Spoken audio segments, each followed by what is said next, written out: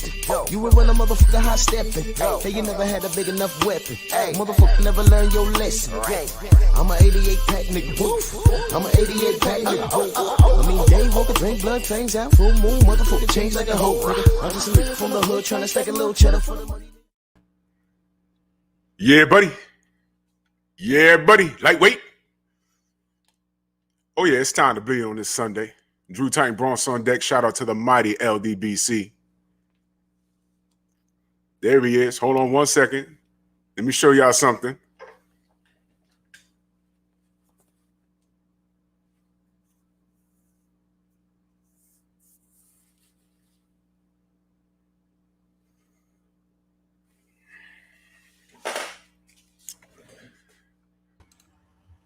Stormy, what's good? What's up, man? I had to put my boy behind me, as you can see. Evander the deal. Yes, sir. Yes, sir. Yeah, man.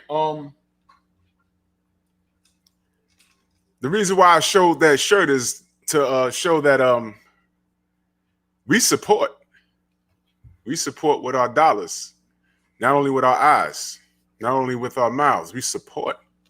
You know what Absolutely. I mean? Hey, let me show you something. Give me 1 second. Sure.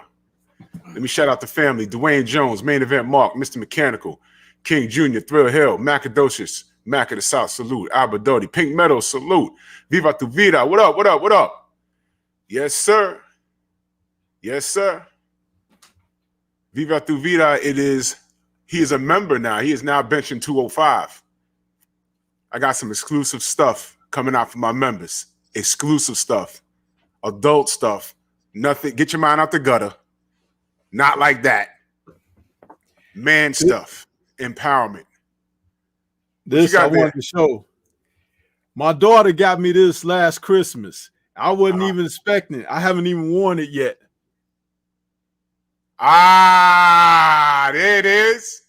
Dude, it was a Christmas gift. I wasn't even expecting it, right? I'm like, oh, man, this is tight. You know what I'm saying?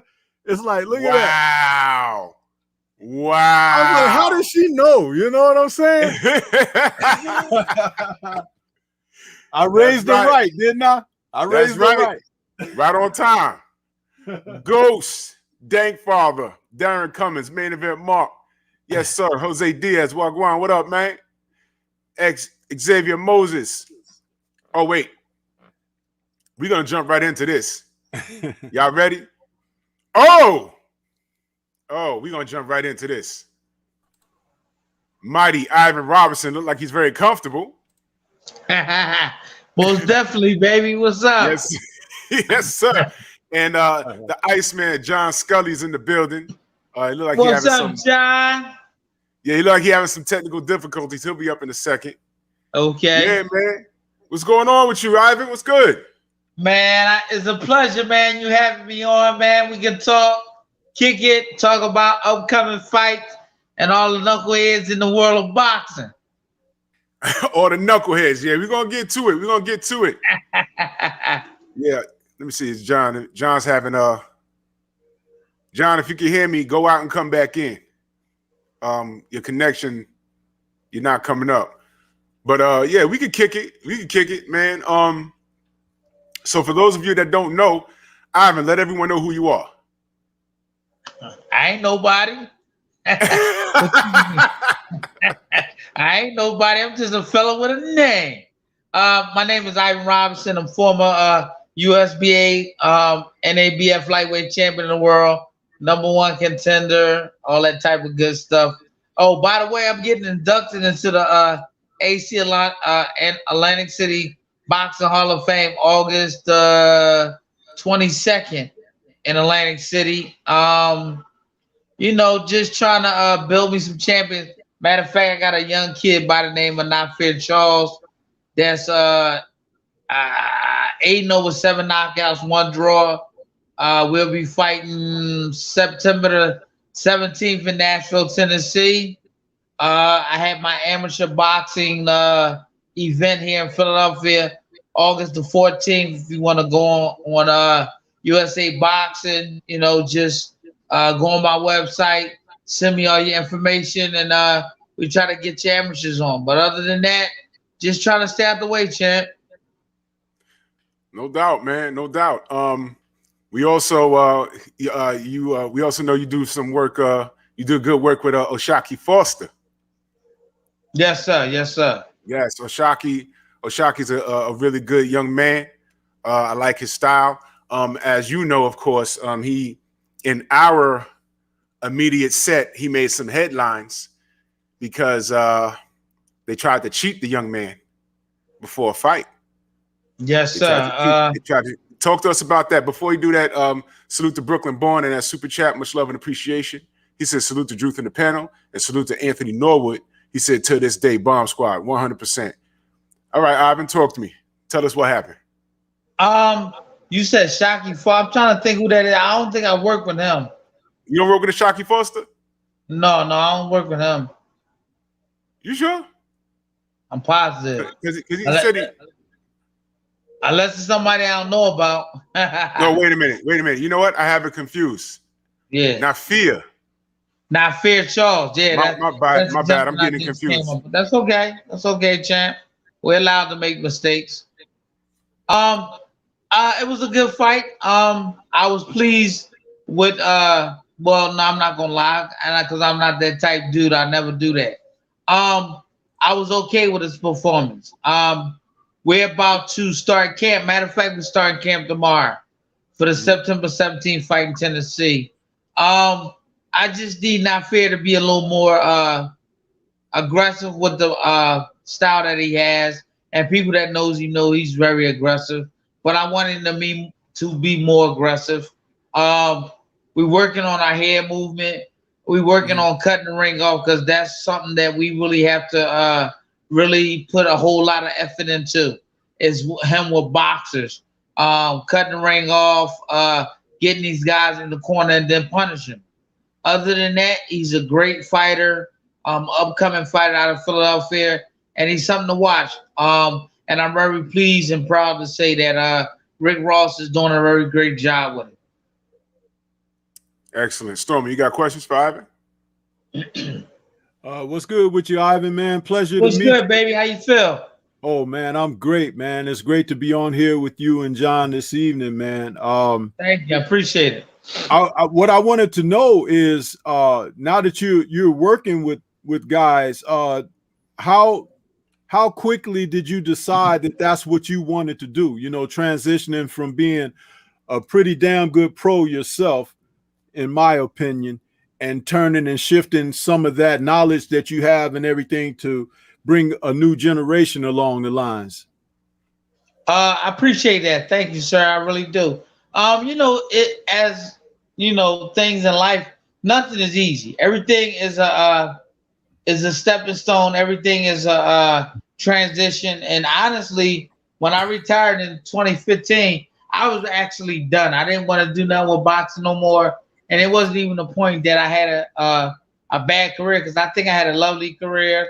I think my manager, Eddie Woods, I think Main Events, Gary Shaw, and all the other promoters that I had, Bobby Goodman, I think they treated me well. I think they did good things for me. Of course, I wasn't on the echelon as Floyd Mayweather, but I was around with those guys like Floyd, Shane Mosley, Angel Man Freddie, Julio Cesar Chavez, Vivian Harris. You know, those are the Jesse James Lehigh. Those are the guys that I had the opportunity to face. Some of them turned out good, some of them turned out bad. But I had a great career. So I felt as though that, you know, I didn't really owe nothing to the sport of boxing. But then again, as I thought about it, you know, why would I go to my grave with all this knowledge and not try to give it to the young guys that's coming up nowadays? So I decided to fall back for a minute, get my head together, go in the gym, see what was around, and, you know, take it from there. And along the way, I have had some pretty good fighters that turned out pretty good. But, you know, how fighters are today, they're not loyal. So, you know, some of the ones that I had got up and left. But I'm seeming to pretty much make a good mark with Not Fair. And that's my, I don't want to say that's my ace in the hole, but that's the gentleman I can spend all my time with right now and focus on. And just giving all the knowledge. And one thing about it, he's willing to accept whatever it is that I'm asking him to do and do it. And I will never treat him wrong or never do him wrong. No doubt. That's a good look, Ivan, man. Yeah, Iceman, I think he's on the road, and sometimes when you're moving, your connection can get real bad. Right, so, John, right. if you get a minute, you know, when you pull over or whatever, just come on back in. You have the link.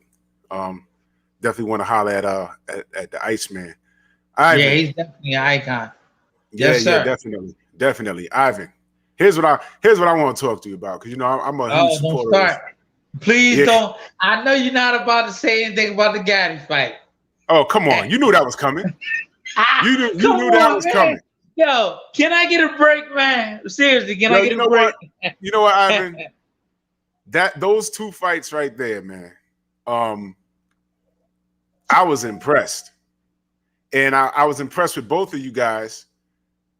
But it was that fight that made me ask, is Artur Gatti's bone structure, is it even bones, or is it like metal, vibranium or something?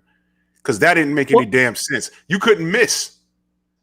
Well, that's true too. I mean, you know as well as anything, you know, styles make fights. It was crazy. I mean, me and Gatti spent probably, like maybe a whole year and a half in camp with Purnell. We was in camp with Zab Judah. He was really signed to main events. I wasn't. It was like main events was just like, they was helping me out. You know, I guess they was still filling me out, figuring like, where did I stand? Where was I going? Where did I want to go? How did I want to get there? And where would I place myself? And, you know, they was putting guys in front of me. I was beaten. The only guy that at that time that I had lost to was Philip Holiday. And that was my first HBO fight on a big stage. And I thought I did, excuse my expression, I thought I did damn good. I honestly thought that I beat him. But, you know, to a point, it was that I did think I beat him, but then again, I didn't, because honestly, I was 20-0 at the time. And the whole time, through my whole career, I had my dad.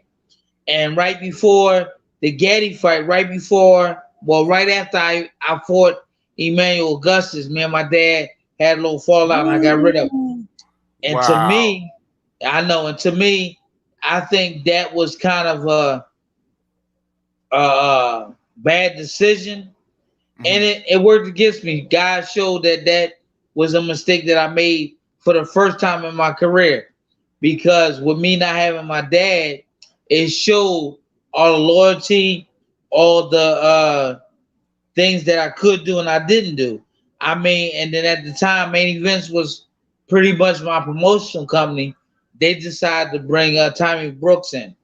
Tommy Brooks had just came off with Junior Jones beating Marco Antonio Barrera, and they thought he was hot.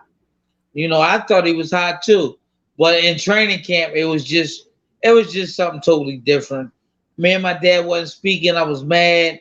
You know, I was 21 I was about 23, 24 at the time. You know, I thought I was grown, you know, so I decided to step away from my dad and get Tommy. It didn't turn out that way. I still fought a great fight. No matter, no way, no how, I was still in the fight. Nobody was going to knock me out. And I mean, you had to really be at the top of your escalade to really beat me. I thought it was a great fight. I thought I pulled it out, but I didn't get it. It was the learning point. I lost to him. Then I turned around. I was so mad and distraught. The USBA sanction told me that either I was gonna fight Israel Pito Cardona or I was gonna relinquish my title. But at the time, not knowing, still young, I should have just relinquished the title. But you know me from Philly, a Philadelphia fighter, we feel as though we got a chip on our shoulder and we're gonna make the world know that we are the best and we'll fight anybody. And that's what I did. But the thing was, I had to lose 15 pounds, and I had to lose 10 of it in a matter of 48 hours. I did it. What? But as you can see in the fight, I ain't had nothing left. I took it. It was another bad loss. And at that point, I was kind of like searching to where I was going to go, what I was going to do, who I was going to be around, what was the next fight, you know. And at that time, we had fought a kid from, I can't remember, but we fought a kid in Philly. And we won. But the thing was, I had suffered a bad gash. Right. Shane Mosley came to Philly and was getting ready to fight. Me and Shane Mosley know each other from the amateur days. He was always bigger than me. We always traveled together.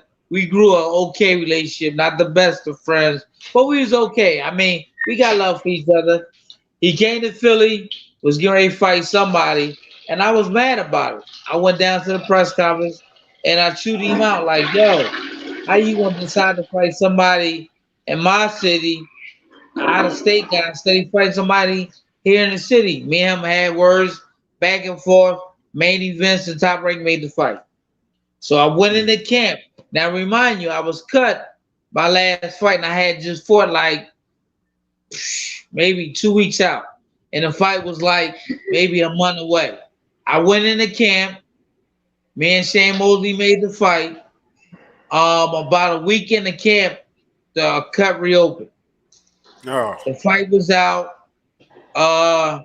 He fought, I can't remember who he fought. He fought somebody and knocked him out. I was like sitting on the corner, like waiting for a phone call.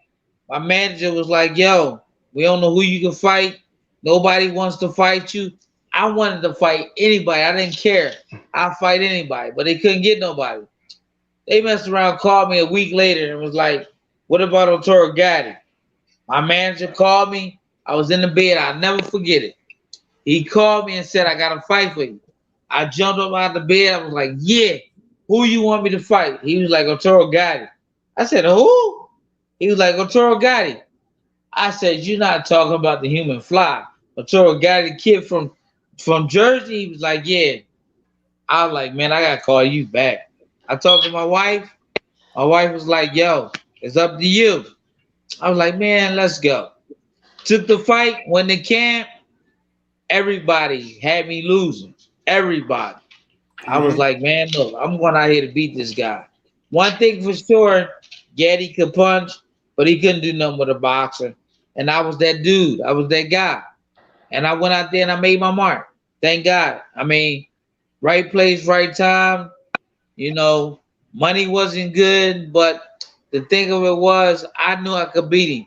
I think my team knew I could beat him, but it was like, which Ivan was going to show up? The Ivan that y'all knew, or, excuse my expression, the bullshit Ivan.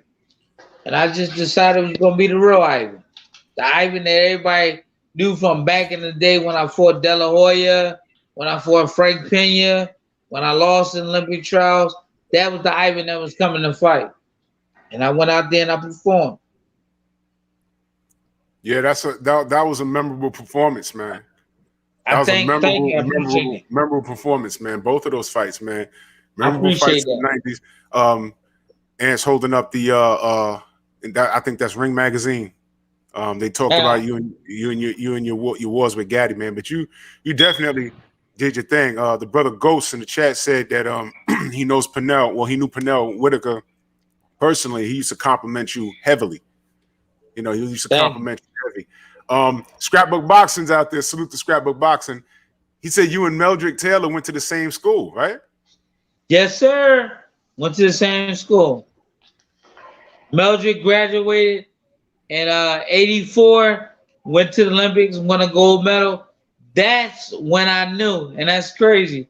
I was about, let me see, I had to be about 15.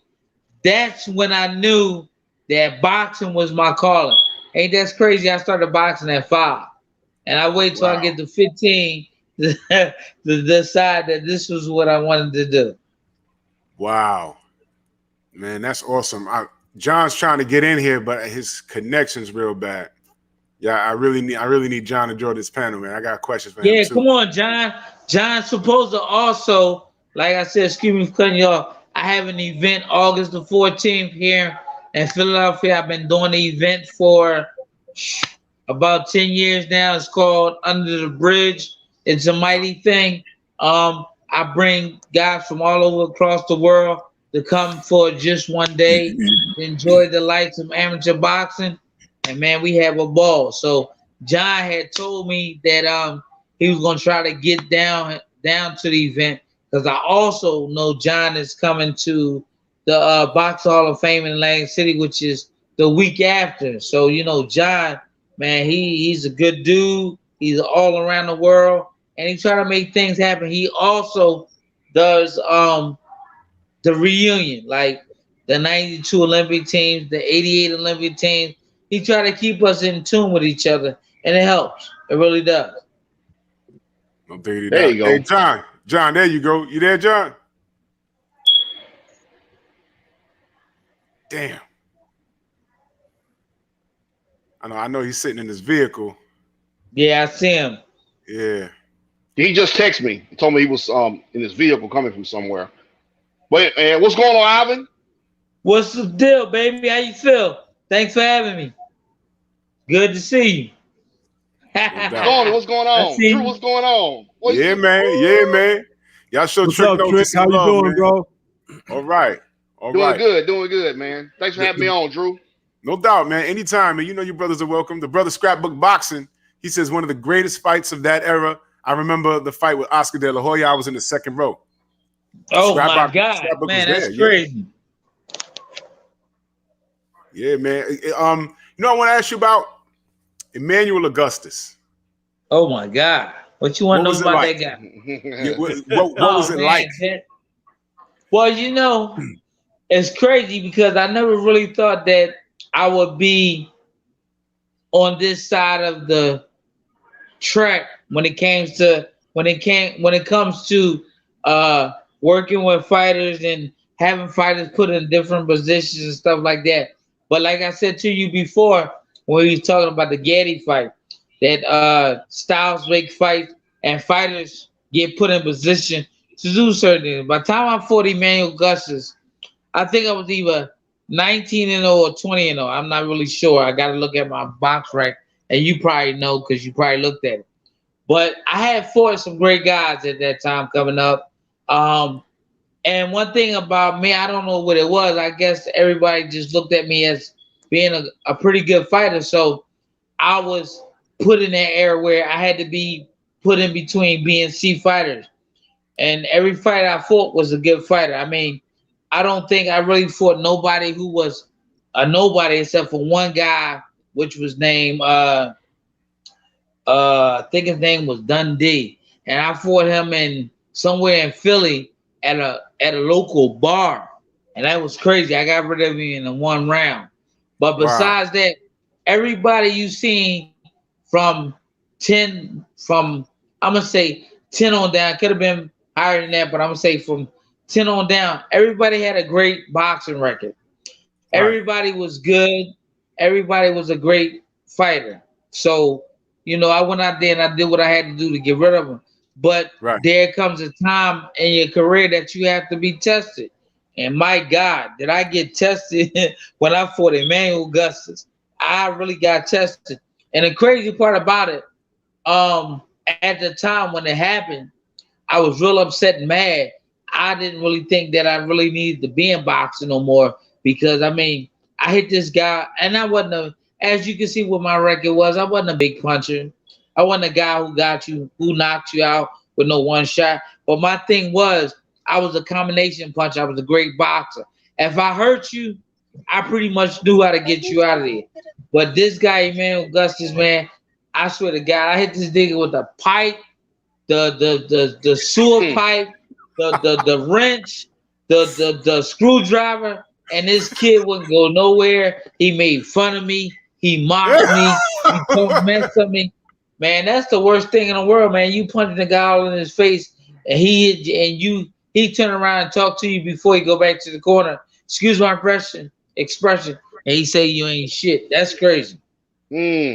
Wow. And then what else is crazy is after the third round, I'll never forget it. After the third round, I go back to the corner. I had my dad at this time. This was me and my dad had this dispute after this fight. But I go back to the corner at the third round. Never ever, if you look at the tape, you'll see it. I go to sit back in the corner in the ring, in my corner, and my dad gets in the middle of the ring. I mean, in the middle of me and where I was sitting, and he smacked me. My dad never hit. He hit me that night though. Wow. Yeah, definitely. Wow. Definitely. That was an eye opener. Man, Emmanuel was a special fighter. I think he's one of the most disrespected fighters ever. I mean, his record is very deceptive. You'll look at it and be like, this guy's trash. No. Best around here beat you on any good given night. Yep. Yeah, that guy, I got frustrated when I saw him. He fought Ruslan Provodnikov. I think he took that fight on a day's notice or something crazy like that. And he lost, but you can see from the opening bell he wasn't himself. He wasn't in shape. He was too serious. He's dangerous when he's smiling. Right. He's dangerous when he's smiling. That means he's in shape and he's ready to put the beats on you. But when he's definitely dangerous when he's dancing. yeah. And he yes, sir. He stood in front of Provodnikov, and I can tell. I'm like, wow, he probably just had to pay some bills that night, man. So he just took it, But I said, this guy, give Emmanuel a full camp. He'll box Ruslan's facing. And, no disrespect to Ruslan. I'm just calling how I see it. By the way, we haven't seen him. You calling him right. Yeah, we haven't seen what happened to Ruslan. After Chris Algieri, what happened with him? Yeah, definitely. These guys love to disappear. Come on, man. I hope John can get in here. Yeah, definitely. Want to hear John? I got another question. Go ahead. For Brother Ivan. And it has something to do with the era that you fought in and what we're in comparison to today. Like we saw you take on tremendous fighters. I mean, you guys like Philip Holiday, Angel Manfredi, Israel Cardona. These are all guys who probably be world champions today, in this era, especially with the multiple belts. But can you tell us the significance of rematching an opponent? Like you had that fortune to go in and get a second time around with Arturo Gatti, but kind of tell our listeners and us here on the panel the significance of rematching a guy, because just because a guy gets you that first time around or you get him that doesn't mean that you've actually bested a guy when a guy may have had a bad night. He had a argument with his woman or something didn't go right with his finances or whatever. So he could have had some distractions or ailments going in. But then when you fight a guy for the second time, y'all become familiar. You know what I'm saying? And when you become familiar, that's when the competitiveness really starts. Wouldn't you agree? Because the fact that now you have to outthink the guy, you have to out strategy, tactically with the guy and things of that nature. Can you tell us a little bit about that? And like these guys today, they don't believe in facing tough opposition, let alone facing somebody a second time, even if they inked out a decision or something. I mean, man, it's really, if you talk about, all right, put it this way, like being a kid, when you was a kid and Christmas is about to come, you got this long list of things that you want on it, and you telling mom and dad, look, I'm gonna tell Santa Claus I want this, I want that, and you get it, and then sometimes you don't get it.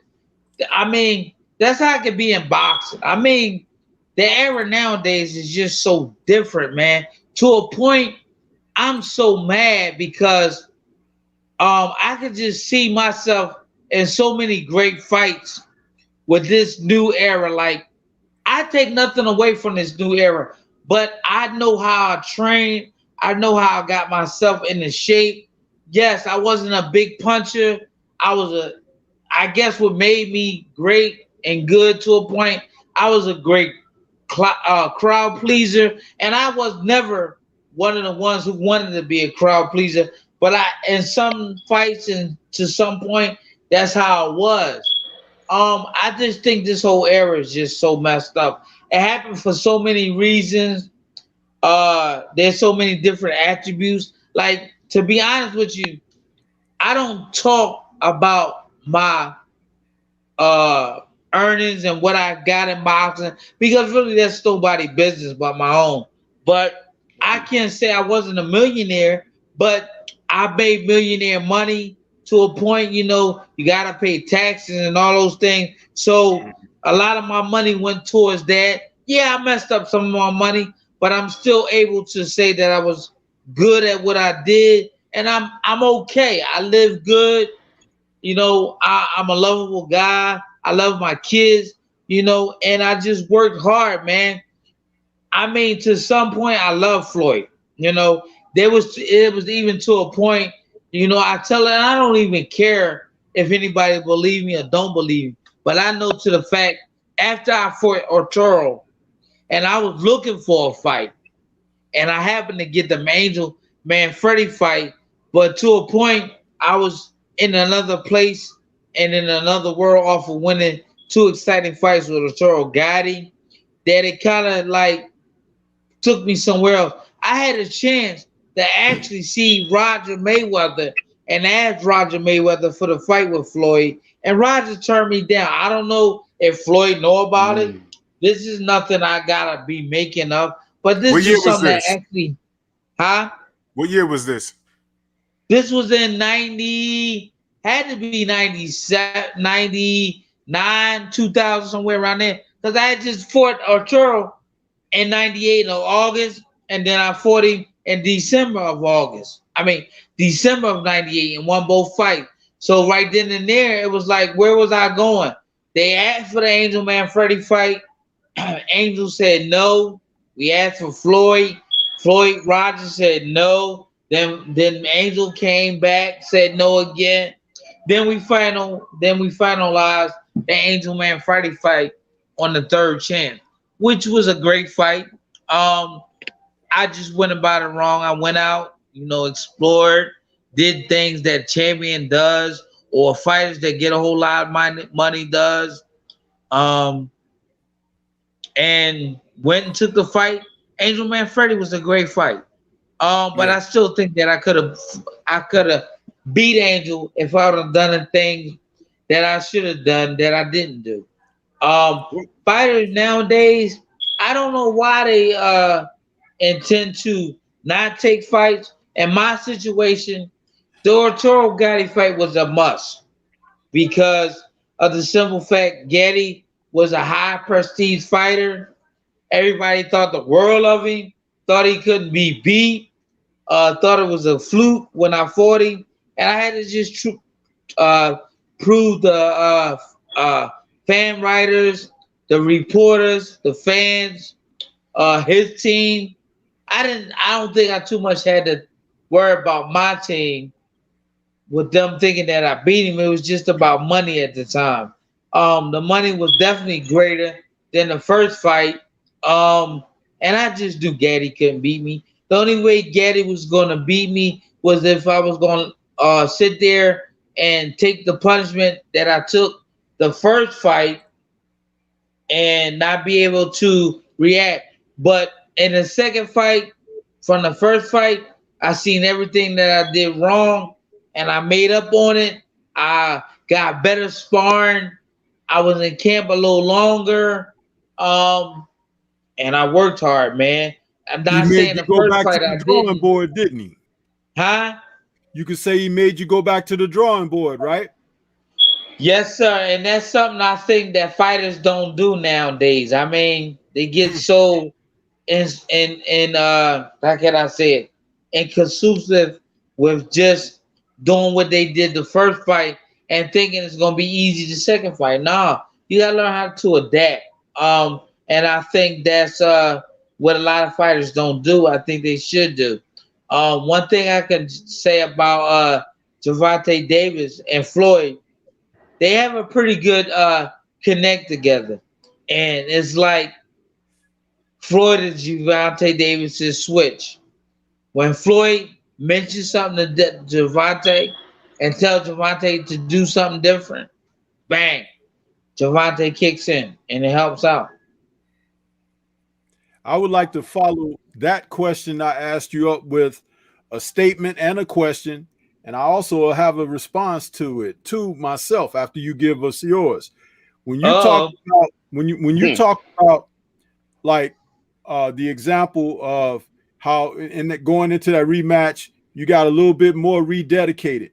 We're currently seeing a situation right now where in a proposed rubber match between Tyson Fury and Deontay Wilder, Fury is trying his darndest to get out of the third fight. See, what I believe going into the third fight, Fury has exhausted all of his opportunities that were at hand. So this third fight, he can't fight any better than he has in the first two. But what he managed to do was awaken a sleeping giant in Wilder, who has gone back to the basics. Like I was just saying a moment ago about you going into your rematch with Gatti, he done got rededicated, refocused, and he's a different man coming out. And he wants that. Fury has seen that. When they looked into each other's eyes at that press conference, he saw a different man. He saw a different man. So what I'm getting at, and you know, it goes back to what I originally stated about the rematch thing. When you see this in fights where fighters are, like I said, they become familiar after they've faced each other a couple of times, then it becomes what's inside here and what's up here, right? So with that being said, my follow-up question was, when you was asking Roger about fighting Floyd and Roger turned you down, my question to you is, why do you think Roger turned you down at that time? And was that fight before Floyd fought Emmanuel Augustus or after? It was after he fought Emmanuel Augustus. Okay, so why do you think he turned you down? Honestly, I don't think that Roger wanted another fight like Emmanuel Augustus, because you know as well as I know. Bring it. Come on, say it, man. Say it for what it is. This platform right here, you can express yourself. Express yourself. I mean, my thing is this: I don't make a name for bashing any other fighter. I never talk about any other fighter. I never disrespect any fighter because I don't never. Just tell the truth. That's all it is. Oh yeah, definitely. Yeah. Okay, you want me to tell you the way I feel about it? I think that I would have beat Floyd. I think Floyd just couldn't at the time, at both of us being as young as we are, although Floyd is a lot younger than me, maybe a couple years, well, more than a couple years. Floyd gotta be about 3 to maybe 4 years behind me. But still, that at that time I was at my peak of my game. Floyd, I think was Now stop right there, Ivan. Before anybody says that what Ivan is saying is blasphemous, let me point something out. First, I had a guest on here a couple of months ago that literally beat Floyd up in sparring, and there's video evidence. Okay. Y'all know who that is? Y'all know who that is? No. Y'all know who that is? Yep. Who beat Floyd up in sparring? Who, Emmanuel? I mean, Earl Spence? Spadafora. Really? Gave it to him. So it's not blasphemous. I was just online with Eric Spadafora. I mean, not Spadafora. You said Spadafora. I'm talking about Paulie Malignaggi. But go ahead. Spadafora. Spadafora beat up Floyd. There's video evidence that he did it. So before someone says that Ivan is out of his mind, I want you to understand something. Now let me ask you a question, Ivan. You watched him You watch what he did to Artur Gatti. Do you think he'd have did that to you? No, and then, you know, honestly, you know, I mean, y'all guys, man, I love y'all guys, man. I'm about to get off. I'm about to get off, man. Look, actually, that was crazy. That was crazy. And man, yeah, man, tonight my phone about to start ringing. I can't even answer. But let me help you out a little bit. Let me help you out a little bit, because I said when I asked you that question, I was going to come back with my own response after you gave us your own response or somebody else response. Mine. Okay. I have a coaching background in boxing, so it's like, please take what I say with sincerity and seriousness. Right. The reason I think that Roger turned you down, not only were you a hot commodity coming off of the Gatti experiences and everything, because that second fight with Gatti, like I said, you went back to the drawing board, became more dedicated, came in with something to say, hey, you know, I'm a better fighter than what I showed before. So you were already at a certain level psychologically, and you had a skill set that would cause most of the fighters of that era difficulty, unless they caught you slipping, like you said, if you were celebrating and doing things and they catch you like that. But when your mind is sharp, when your spirit is right, and you know these things. So Floyd was still a little bit green. He was very talented, but that wasn't the kind of fight that they wanted at that time, because it would have been a very difficult fight for him. It would have been a very difficult fight, and he hadn't gained enough of what Roger was bringing him along with to be able to deal with that at that time. He got by Augustus, but we know that Augustus burned the candle on any end that a candle could have and still compete like that. And he didn't care, like it was mentioned a moment ago, that if he had a full camp or not. Emmanuel Augustus was going to be who he was going to be. And on any given night, he could either make somebody look really bad or defeat them. But someone like yourself, excuse my expression, I know that joke made me look like a little skill set that was supposed to be respected. And the fact that Roger turned it down, I don't look at it as a duck. I looked at it as respect, because it was like his guy may not have been ready for that at that time.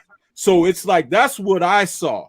And that's what I wanted to say. But it's more of a compliment from you. And I see people writing things in the chat. This is not a slam against Floyd. It's not. Floyd was coming along. No, never. And there were guys he could beat easily because of his skill set.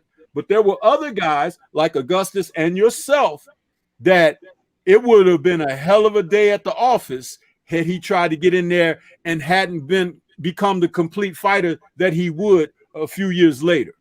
That's the point I wanted to make, and I wanted to hear your answer in response to what I had to offer.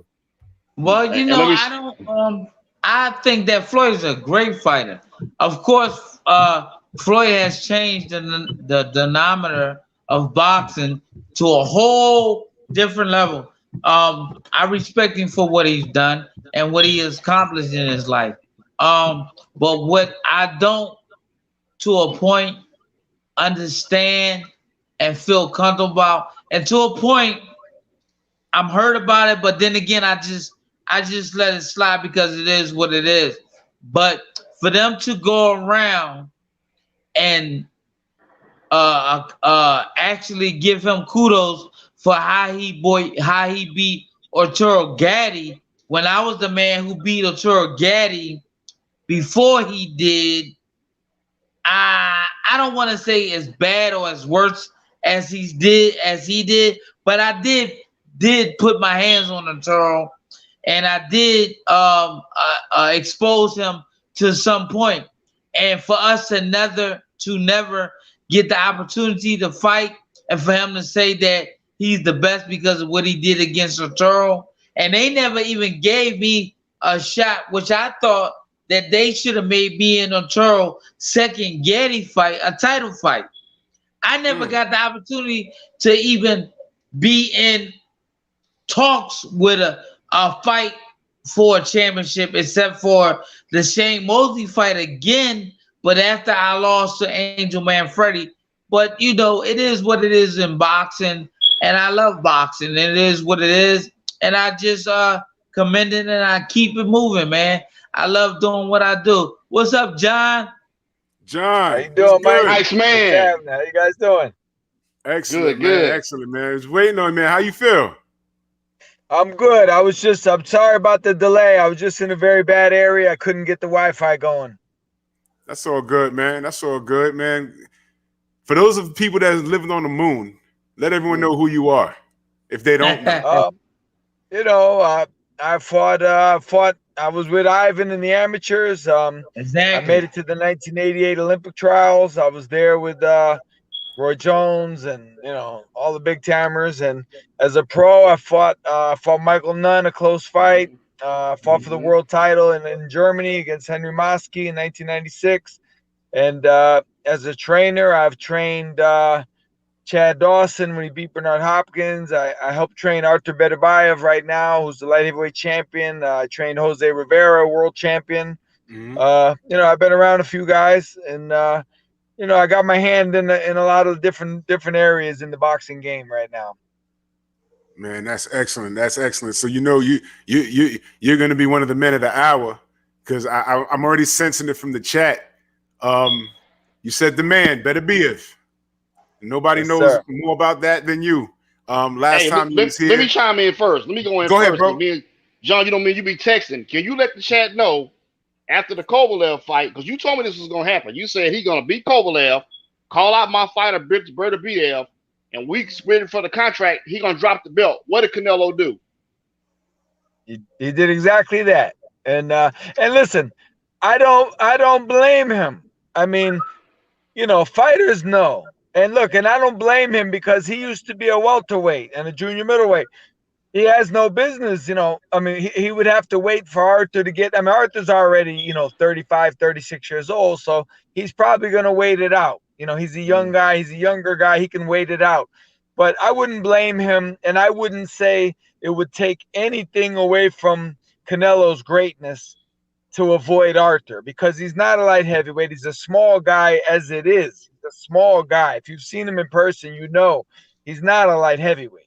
And Artur most certainly is. So, you know, I think he should concentrate on super middleweight and clean that out. I want you to clear it up for the people in the chat, man, because you got some people in the chat who had their questions and they comments. So, but you know, just wanted to clear it up. Thank you. It's interesting now, because as of late, a couple of weeks ago, I believe Canelo said Arthur's name. He actually said it. Oh, he yeah. talked about coming up. So Right. is he just talking, or did he reach out to you guys at all? Man, as you know, as well as I know, John will tell you, it's just talk. Right. I mean, you know what a lot of people do is, and in the social media age, it works perfectly. You could literally right now, you know, a guy like any fighter with a somewhat of a name, all he has to do, say a middleweight. I don't even know who the middleweight guys are. Say super middleweight. A guy, all he has to do is tweet out and tag a few big name boxing people and say, I want Canelo. Instantly, his name is connected to Canelo, even if it doesn't belong there. So, Wow. you know, if I was fighting now, as opposed to when I did, I would have a field day with Twitter and Instagram and Facebook. It would be unbelievable. I could call out anybody I want. I could say anything I want, even if I didn't mean it, but I could say it.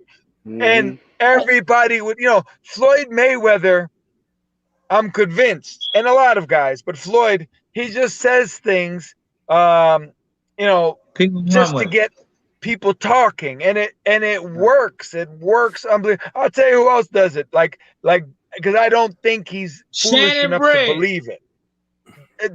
Well, Shannon Briggs is not fighting, but Deontay Wilder, you know, when he mentioned Tyson and how he would beat Tyson and and I was very upset when he mentioned Ali, you know, like he was a level above Ali. He knows that's the nature of people. It's going to get attention instantly, and it worked. It worked with me. I mean, I was mad when he started talking about Ali. What did he say about Ali? You know, I forget the exact wording, but he was basically, he was kind of, it's almost like he didn't know what he was talking about. Like he kind of, the way he talked about Ali, I'm like, man, I don't know if this guy's ever even seen Ali fight before. Like, I forget what he said. It was a while ago, but my point is, it worked to a T. You know, he mentioned, Floyd does that a lot. You know, he mentions certain people because he knows it's like triggering people. He knows it's going to trigger people, and it's going to work. And you know, that's the, you know, the same thing with the guys, the YouTube guy and his brother. What's his name? Logan Jake Paul, right? You know, they go on there and mention famous fighters' names, and instantly they get. I mean, think about the power of that. You are a nobody in boxing. You are a YouTube guy. You're not a fighter. You couldn't beat anyone on this planet of substance. But yet you're in a position where if you said tomorrow, I want to move up, I want to get 3 fights, and I want to fight Beterbiev, that would be a major story. Like, you guys would be talking about it. I'd be talking about it. It would be a story. Exactly. It shouldn't be. He shouldn't even be allowed to watch Artur fight, let alone say he wanted to fight him. You know what I mean? Right. Excuse me. Let me ask you a question, John, and to the panel. What would it take? I'm going back, and John, I know you probably know a little more about this than I do. But honestly, John, and to the panel, what would it take for the boxing world, the boxing organization, the fighters to all really actually get back to the 3-belt organization worldwide, and for there to be champions, one champion in each division, and for guys to really show their loyalty to the game and fight that way? It's just, I mean, it's just too many titles, man. I'm confused. What is the real titles now? Listen, I hate boxing. I hate that part of boxing. I don't take, you cannot, I was telling someone the other day, and it's not a disrespect, but it just is what it is. They told me who a middleweight champion was. And you didn't know who today, he was. like one of the guys, WBA, I think. And I'm like, how is it possible that I never even heard of this guy? He became champion. I didn't even know he was a fighter. I didn't know his name. IBO, IBC, you know, UBF, you know, whatever, all these titles, they're irrelevant. They're pointless in history. And right now, the WBA, who, I mean, it's tough for me because I want the guys I work with to win a WBA title. But I don't, there's not a kid on the face of this earth, and there never will be a kid on the face of this earth who's going to be in the gym somewhere saying, I can't wait, man. One day when I grow up in the game, I want to turn pro. I want to be the WBA silver champion. I want to be the WBA regular champion. Like, there's not a kid on earth who's going to even consider that. And if you try to explain it to people who don't know what it is, like if somebody said to me in 1981, who's the welterweight champion of the world? And I'd say, well, there's 2. There's Tommy Hearns and Ray Leonard, but they're going to fight each other in September, and there's only going to be one. He's going to be the best fighter in the world. Okay, but now, if you ask me today, I'd have to say there's 4 welterweight champions, but the WBA has 3, so there's actually 6. I'd have to stop. Like, I would confuse myself. I can't explain that to anybody. Like, when you get to the point where people like us, Ivan and myself, and you guys too, if we can't even explain it, how can somebody explain it to somebody who has no clue? Like, it's insanity. We're the only sport who does this, and I despise this aspect of boxing. I hate the fact that there are fake champions out there. Let me add to that. I feel your pain, brother. I feel your pain. I can't stand that there's 1,000,000,001 champions. I can't stand trying to explain this. You know, my dad and my uncles, they just threw their hands in there and said, we can't follow this anymore. This is retarded. And my dad goes back, he goes back to the Cassius Clay era. You understand? Right. And with social media, it is also very easy for faulty information to get misconstrued. Let me read something to you. With Ali to take a stand not only inside the ring, but outside the ring, he was considered one of the most hated men in America. Then you got Deontay Wilder to come along and take that same stand outside the ring and inside the ring. It seems it ain't enough. It seems like they have these buck dancers that dance in our kind to go against us and try it down. The American boxer claimed that he is the chosen one and will not be held down. Ali is one of my idols in boxing. I appreciate being compared to him, and I can see the comparison of what he stood for, especially in the times he did it in. The years he did it in, man, oh my goodness, I want to take that same stand here because I'm not afraid. That's the quote that everybody went crazy over. Deontay Wilder never compared himself to Ali in the ring. He was talking about other things surrounding it. So when people put as I recall, and I honestly don't, I don't have the reference, but as I recall, it wasn't that. I've actually never heard that quote that you just said. Yeah. The one I heard, I don't remember. I honestly don't remember, but the way I took it, he was describing. He kind of gave the impression that he thought Ali was too small because he only weighed, 212. In his prime, and Ali's best weight was probably 212, 214. He was kind of implying like that he was too small. That's like, I think he's talking about out of the ring. Ali's the king as far as that goes. No, hands down, Ali's that dude. But I can tell you that D never disrespected him like that. It's like right now you'll say something, and several other people will take this interview, and by the time it gets 10 people down, it's going to sound like something else. And that's the well, power. You know what? No, you're right. I've seen that so many times where, and it's also tone. Like if I asked you, if you asked me, what do you think of, Triple G? And I would say, he's all right. He's all right. Now, that means he's good. But if I said he's all right, that means he's not that good. So right. You could tell people I meant one when I meant the other. So that's why I tend to, I agree with you there. I tend to listen. I want to hear it for myself, but I also want to hear the tone. Yes. Because certain words need to be actually physically heard. Yes. Yes. Yeah. Yes. That's the power of social media. The great part about social media is that everybody has a voice, but that's also the bad part. Because some people need to remain silent. And the trolling is out of control. It's crazy. Well, I'm gonna tell you another good example. Call me tomorrow talking about this.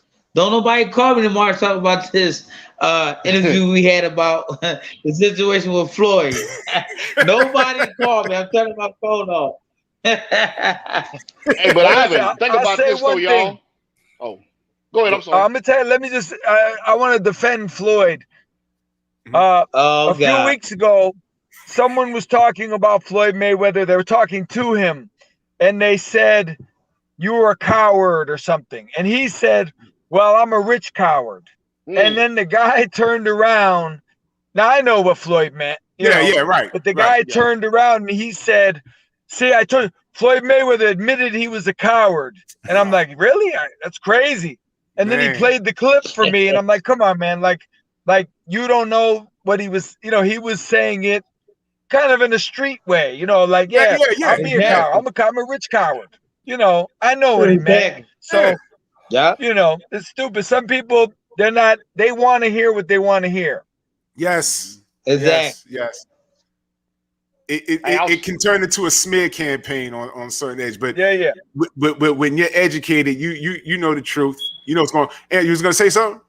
Yeah, it seems like Floyd didn't want anything to do with the Philly fighters, right? He didn't want to fight Ivan. He didn't want to fight Freddie, and he didn't want to fight Paul Spadafora. Yeah. Those Well, were no tough fights. disrespect. Paul Spadafora is not from Philly, from Pittsburgh.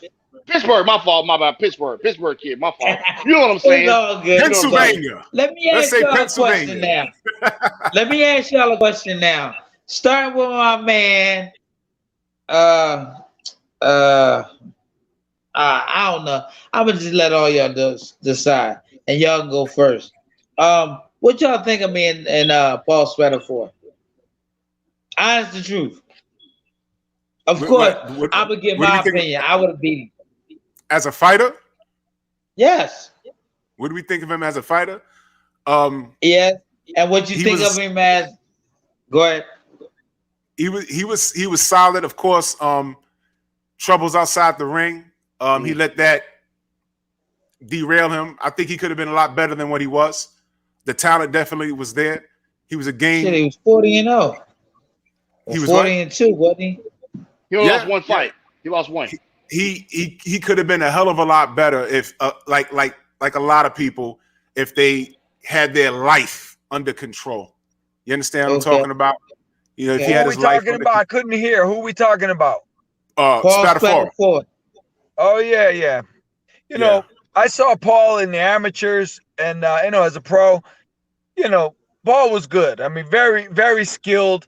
But as you say, I mean, his out of the ring troubles were like bizarre. Like he had deep troubles. He had, you know, I think he shot his girlfriend in the car, if I remember correctly. You know, I talked to him a lot. He had some really deep troubles.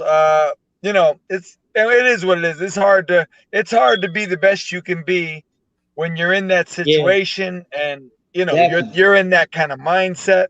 But as far as skills go and you know, technique and talent, I mean, he was a force. He was good. He was very good. Stormy, you was gonna say something?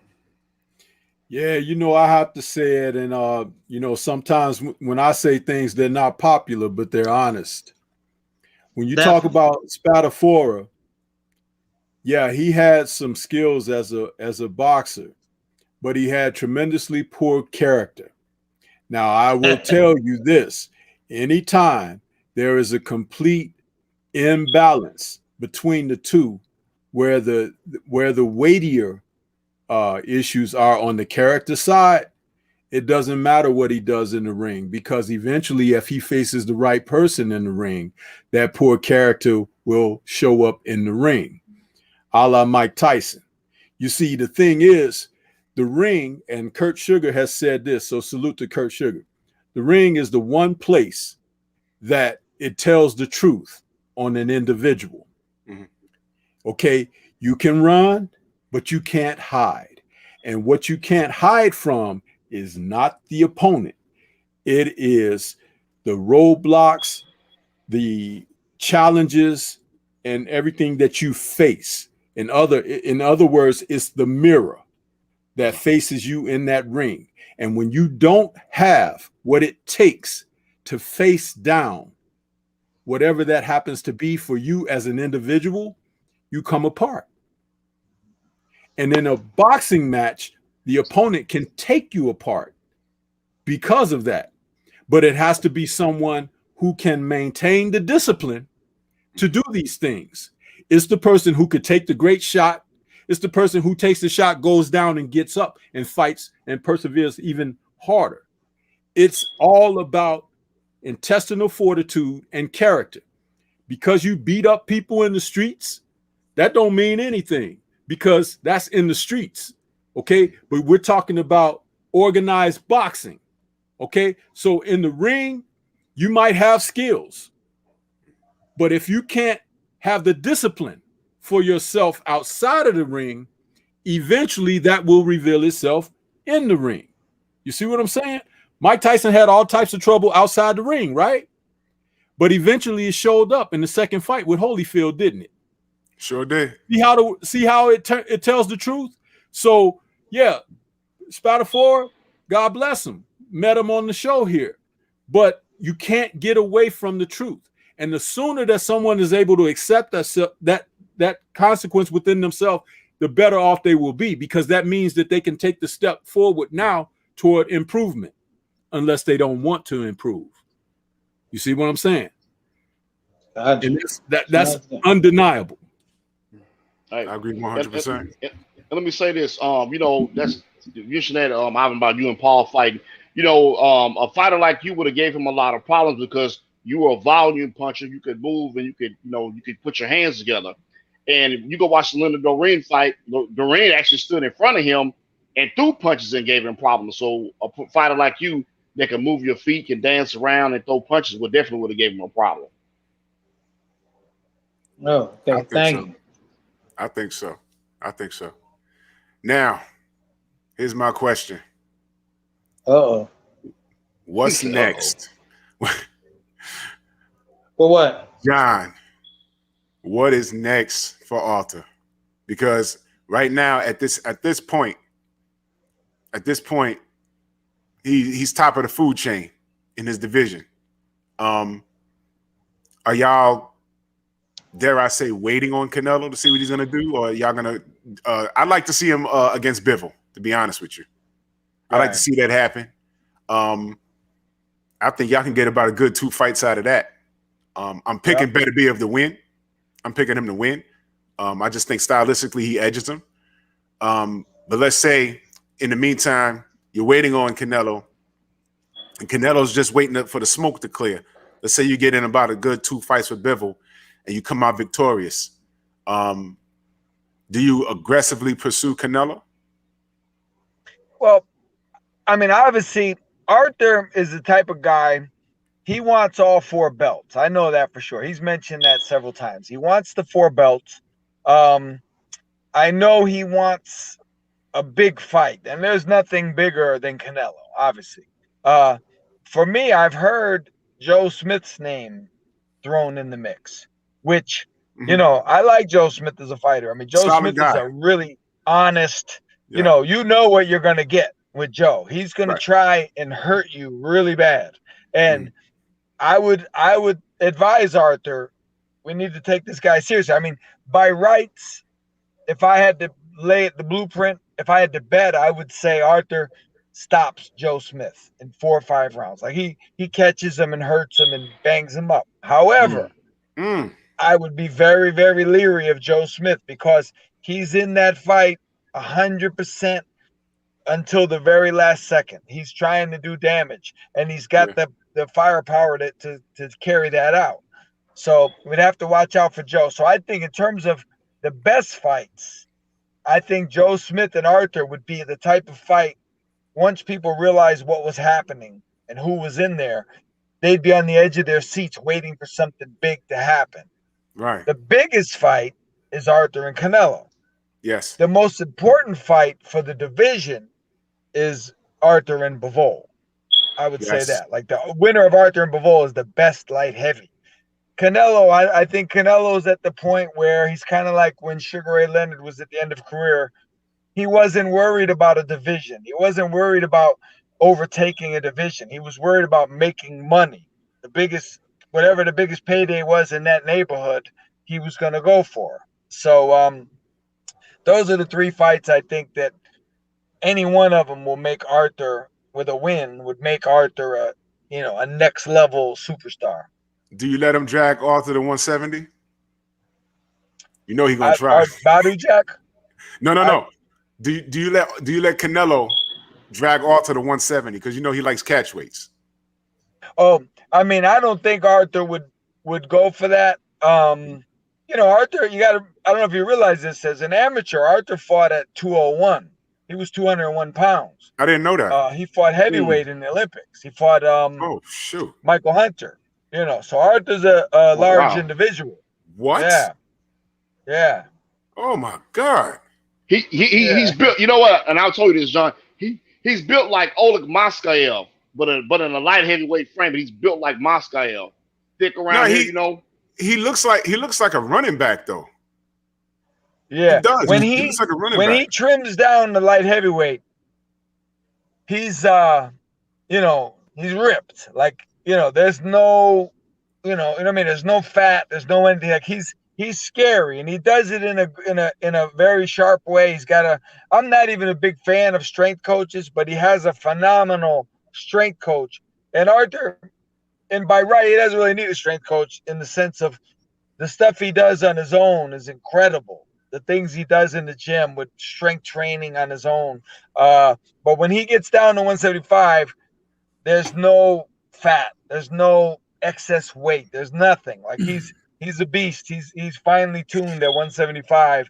So I can't see going for a catch weight. The only way anybody would do that would be for more money. But to me, it doesn't make it. It's not real. Like if you beat a guy at a catch weight, you can't say, like, if I fought, if you fought Floyd Mayweather, but you said, all right, Floyd's got to come down to, 144. Well, if you beat him, could you beat him at 147? You'll never know.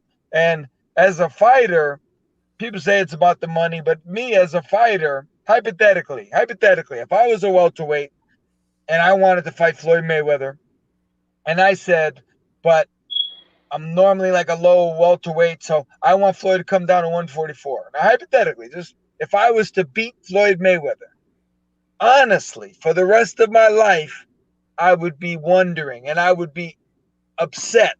I'd say, I don't know if I could have beat this guy without that 3-pound weight loss. So as a boxing purist, I'm not a fan of it. I would advise Artur not to do it. But by the same token, people want to provide their future through boxing. And if you can get $3-4 more $million for a catchweight fight, who am I to tell someone no? Yeah. See, John, So you're old I just school. want to jump in one quick moment. Go ahead. Iceman, I got one question for you. The hardest question of the night. How is the brother Artur's last name actually pronounced? Right, for real. We asked the Russian guys in the camp. I've heard it pronounced many different ways. Of course. I was told by him, Beterbiev. Beterbiev, okay. Beterbiev. Right. But because instinctively, being English, American, I say Beterbiev. I say Beterbiev, even though I was told it was Beterbiev. But I think it sounds better by Beterbiev, so I just call him Beterbiev. No, I learned something a long time ago working with the public. When you're dealing with someone from of course we're Americans here, but you're dealing with someone from a different nation. When you address them by their names accordingly and in a proper manner, they automatically garner a tremendous amount of respect for you, especially when you ask or request. It's been my experience in life to do that, to conduct respectfully, interaction and say, pardon me, how is your name pronounced? You'll be surprised. You'll win a friend for life from a person from a foreign country when you come to them in that way. It's just something about that because they expect to be disrespected almost. Right. But it's like when you show that type of respect, you know what I mean? It gives them a different agree with that. I agree. Yeah. Salute to Shinsi in that super chat. He says, remember hearing Beterbiev fought Usyk in the amateurs. They fought in the amateurs? Yeah, Artur actually fought a lot of guys. He fought Gavadzik. He fought Kovalev. He fought Usyk twice. He fought, I don't know, do you remember Shalak, the black Russian? You remember him? Ismail Shalak. He was I don't know how it happened. He was a black Russian. Wow. I'm telling you, look him up. He said, I don't know how it happened. That is hilarious. I mean, I don't know. Do you know who he is? Do you know who he is? Oh, that's who funny. knows who he is? How'd that happen? His name, look him up. He could fight. He was good. His name was Ismail Shalak. They called him, that was his nickname, the Black Russian. he was very, very good. But Artur actually knocked him out in the amateurs. He was good. Like I said, he definitely fought Michael Hunter at heavyweight. Artur fought a lot of guys, but he did beat Usyk, and he lost to Usyk also. Yeah, I mean that's not far fetched, because it just dawned on me. I remember reading Sean Porter fought Usyk in the amateurs. I said, "Huh? Yeah. What? Yeah, I don't know about that. Well, Sean Porter fought 165 as an amateur. A lot of people don't realize that. Sean fought Edwin La Bamba Rodriguez. Sean Porter, I think, fought Danny Porter. Danny Jacobs. Yeah, you'd be surprised. Sean Porter fought a lot of good middleweights. He was a 165 pounder, and I know Sean very well. He's a great guy. He's very short. I don't know how he fought middleweight and beat some of the best middleweights in the country. Then he went down to 147. Sean is a dog, man. There's nothing easy about that. There's nothing easy about fighting that guy, man. That guy, 100%, never seen him out of shape. Nothing, man. When you fighting Sean, you're in for a fight. You're in for a fight, man. That's just great, man. You know something that's really underrated about Sean too? Nobody ever talks about this. Ever. And I give him all the credit in the world for it, and I'm on record having said this before. Sean is, in the sport of boxing, Sean is one of the best conditioned guys in the sport of boxing. He can come at you with the same energy from the first round to the 12th. And hats off to him, because there's not a lot of guys who froze up. Best conditioned fighters in professional boxing today. And let me say this, Sean is also one of the nicest, friendliest, most coolest guys I know in the whole boxing game. Super guy. You meet Sean Porter, you'll love Sean Porter in person if you haven't met him. Beterbiev, I follow him on the gram. There he is. Okay. There it is. I follow him. Been a fan a long time. Look at that. That's nice. There it is. Look at that. There we go. That's a 1994 card. That's dope. He has that sealed up too. Wow. Yeah. Yeah, I saw Beterbiev. I follow him on Instagram. I don't understand anything in the comment section, but I just follow the videos. And I saw him twirling a 45-pound bar with one hand. Right. I'm like, he does a thing. There's actually a video on YouTube. It's only like a minute long. It's me and him in the ring. He has this device. It's like he can grip it in his hand, and then it has a metal bar, like in a half a circle, going over his knuckles. He gets on his knees and he does push-ups on it, but he's balanced. The thing is only a quarter of an inch thick. But then he does a handstand on it, and he stands up and balances himself on this tiny little strip of metal. And I tried to do the push-ups, and he just bangs them out. And he goes, "Oh, come try." And I could do like 2 or 3. Man, I think I did 2, because when you go down, your arms are shaking rapidly, because you're also trying to balance the not just yourself, but you're trying to balance this thing at the same time. Takes a lot of strength. He's just got his strength coach, who's an older Polish guy, who's in awesome shape himself.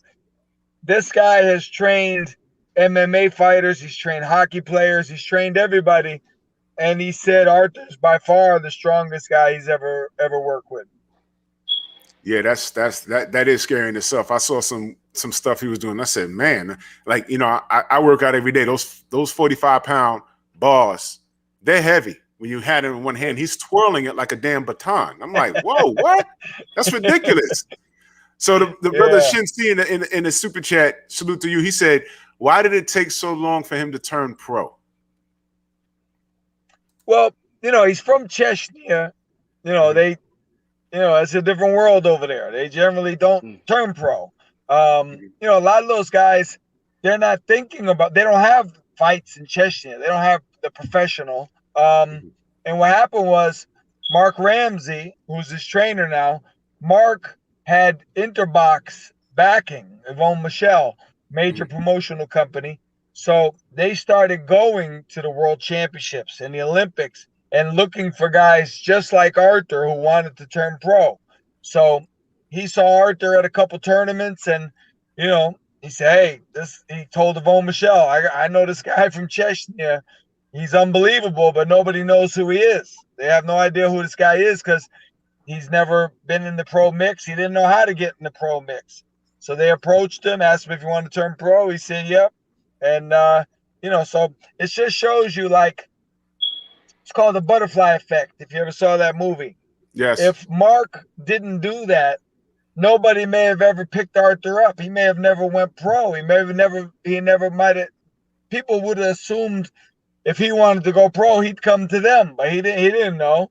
He didn't know how to do it. And so, a lot of those guys, believe me, there's a lot of hidden gems in the Eastern Bloc, in Russia and Croatia. I mean, so many guys. When I was an amateur, those guys were awesome, and they never turned pro. I can tell you guys back in the 80s, Valery Laptev and these guys, they never went pro. These guys would have been killers as pros. I mean, same thing with the Cubans. There's so many guys in the 80s. There's a guy by the name of Angel Espinosa. You ask any Cuban, who's the best Cuban ever? They're going to say Angel Espinosa. You guys, I bet you none of you ever heard of Angel Espinosa. Angel Espinosa, a beast, a killer. I'm talking a beast. And he never went pro. He got offered $1 million he told me himself. He got offered $1 million by Sugar Ray Leonard in 1988 to turn pro. He said no. He said I'm Cuban. We don't go pro. And he died a couple years ago. He was living. He finally defected after his amateur career was over. He was living in a gym in Hialeah, Florida, outside Miami. I found him in the gym, and I'm like in awe of this guy. It's like 8 years ago. I'm in awe of this guy. He has no idea who I am, and I'm like, man, you beat Henry Mosky 4 times. He stopped Meldrick Taylor at 139. He beat Darren Allen twice at 165. Nobody knows this guy. And he's like those guys in Russia, guys from Artur's country. Killer. Is there any video on him? Yeah. He's on, go to YouTube.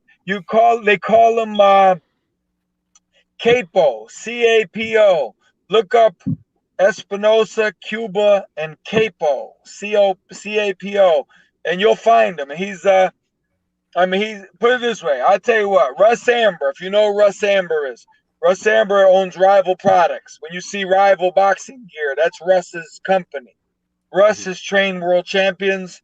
He's worked with Usyk, Beterbiev. He works in the corner with Lomachenko. He's been with all these guys.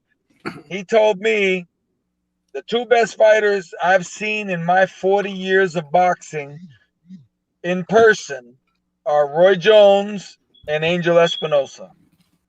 Wow. So that's the kind of talent and skill I'm talking about. And none of you heard of them.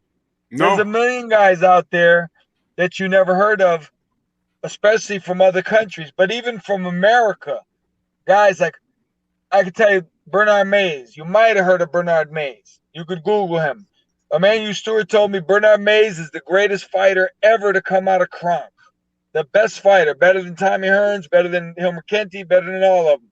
Oh. He was an alcoholic at 15. He died at 30, and nobody knows who he is. But I asked Tommy Hearns about it. If you ever notice, Tommy Hearns talks with a nasal voice. Tommy has a nasal problem. Okay. That's from sparring as a kid with Bernard Mays. Bernard Mays messed up Tommy Hearns' whole nasal passage. Damn. He died at 30? He died at 30 or 31. You could Google him. Bernard Superbad Mays. I've had Olympic champions tell me I was in awe of Superbad Mays. They said Bernard Mays, when he fought in the Junior Olympics at the Ohio State Fair, the coaches would bring their fighters and the kid was 15 years old. They would bring their fighters to watch him to see how to fight. to see how to box. Yep, look them up. Bernard Superbad Mays. There's a million guys. Mylan Watkins, Kevin Bryant. I mean, tons of guys. Donald Stokes that never made it big, but talent-wise, Michael Collins, Bernard Price. These guys were unbelievable, skilled boxers. They just didn't make it for different reasons. Hey, Man. John, I got two questions. One as a trainer and one as a fighter. And I'm gonna do one as a fighter first. Now, the two boringest fighters I ever seen that were champions came out of Germany. One was Sven Aki and one was Henry Masker. And you fought Henry Masker. Yeah. Am I over saying his name right? Right. When you fought over there in Germany, did you experience any strange things like lights flickering while you were trying to rest in the hotel room? They messing with your water, your food. Did you experience any strange things? Because I was talking with a fighter. He told me that when he was over there in Germany, him and his wife had got dinner, and they switched plates. He ended up getting sick. So I'm just saying, like, when you over, go ahead. Well, I'm gonna tell you this. My trainer knew about all. He had heard all that. When we went over there, we didn't eat any of their food. We went to the supermarket. We bought our own stuff. We got our own water. All those type of things. So whether it's true or not, the idea of it is true. The rumors of it are true. You know, people have complained about it enough where we took very big precautions, you know, to avoid it. You know, so yeah, I've heard those horror stories, but we didn't allow it to happen. We ate our own stuff. We had bottled water, that type of thing. Okay, and my question for you as a trainer, and you were speaking about fighters nobody ever heard of, and a lot of people probably have heard of this fighter, and I've asked some fighters, but what do you, if you were a trainer, since you were a trainer, what do you think about Felix Savon, the Cuban heavyweight that never made it to the pros? How do you think he would have done? Felix was another one. He didn't need to go to America. They loved him in Cuba. He was a god in Cuba. People don't know. He was 3-time Olympic gold medalist. He was also 8-time world champion. Felix Savon knocked out or stopped Shannon Briggs in 30 seconds. He beat Ray Mercer by decision. He knocked out Andrew Galata. He knocked out David Izon. He knocked out DeVero Williamson. I mean, this guy beat everybody and anybody, most of them by knockout. Just a killer, like a straight killer. Now, with that said, his chin was known to be suspect, and as devastating as he was, I believe as a pro, it's a different game, because with the Cubans, the one advantage they had was they had an aura about them. They were a different breed of people because they grow up poor. Even people are under the impression that Felix Savon had money because he was a 3-time gold medalist. It's not true. I've been with those guys. I've taken care of them at fights, drove them around, brought them. I brought Teofilo Stevenson, maybe the greatest amateur of all time, 3-time gold medalist. I brought him. They said, we got to go get him a pair of shoes for this dinner Saturday. I said, okay, let's go. I brought him to the mall. They looked at the price of the shoe. They said, no, we can't afford that. I had to take him to pay less. I had to take Teofilo Stevenson to pay less because he couldn't afford a pair of shoes at the mall. So one of his friends explained to me, said, what you think is rich and what we think is rich is two different things. They allow the Cuban boxers to do well enough to where they're doing better than all the other Cubans. But compared to us, they're poor. They're not doing anything. They have no money. They have bicycles. They gave, if I remember correctly, they gave Savon a bicycle when he won the gold medal. He didn't get a car. But I think as a fighter, his body and his chin may have not held up over a 12-round distance. I think as great as any amateur on the face of the earth is, going 12 rounds with a real pro and fighting 3 rounds with an amateur, knowing that you only have to do 3 rounds. See, that's part of the toughness, the difficulty in being a pro is simply the fact that you know you have to go 12 rounds. You get caught, I'll give you a perfect example. In a pro fight, you get caught in the second round with a vicious body shot, and you feel literally like you're going to throw up, like you want to throw up. Yeah. You wish you could take a knee, but you can't. Uh-huh. You're saying to yourself, if I get hit with 2, 3 more of those, I mean, I have 12 rounds to go for this guy to break me down. You go an amateur fight, the guy hits you with a great body shot in the second round, you only have to make it 1 more round. You can psychologically, get yourself through that. To do that for 12 rounds, that's a different ball game. It's boys and it's men, mentally, psychologically, socially, everything. So anytime you tell me a guy would have been a great amateur, a great pro, I say I don't know.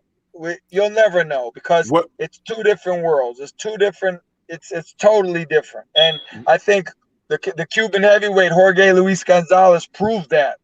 In the Pan American Games, he beat Riddick Bowe and Lennox Lewis 2 days in a row, gave them 8 counts and everything. Then as a pro, he couldn't. Tim Witherspoon, who was old at the time, knocked him out in the second round. They brought Jorge to Vegas to live. He's from an oppressed country. He's from a communist country. He can't do anything. They brought him to Vegas, put him on the strip in an apartment. Forget boxing. This guy's at the strip club. He's at Caesar's Palace pool.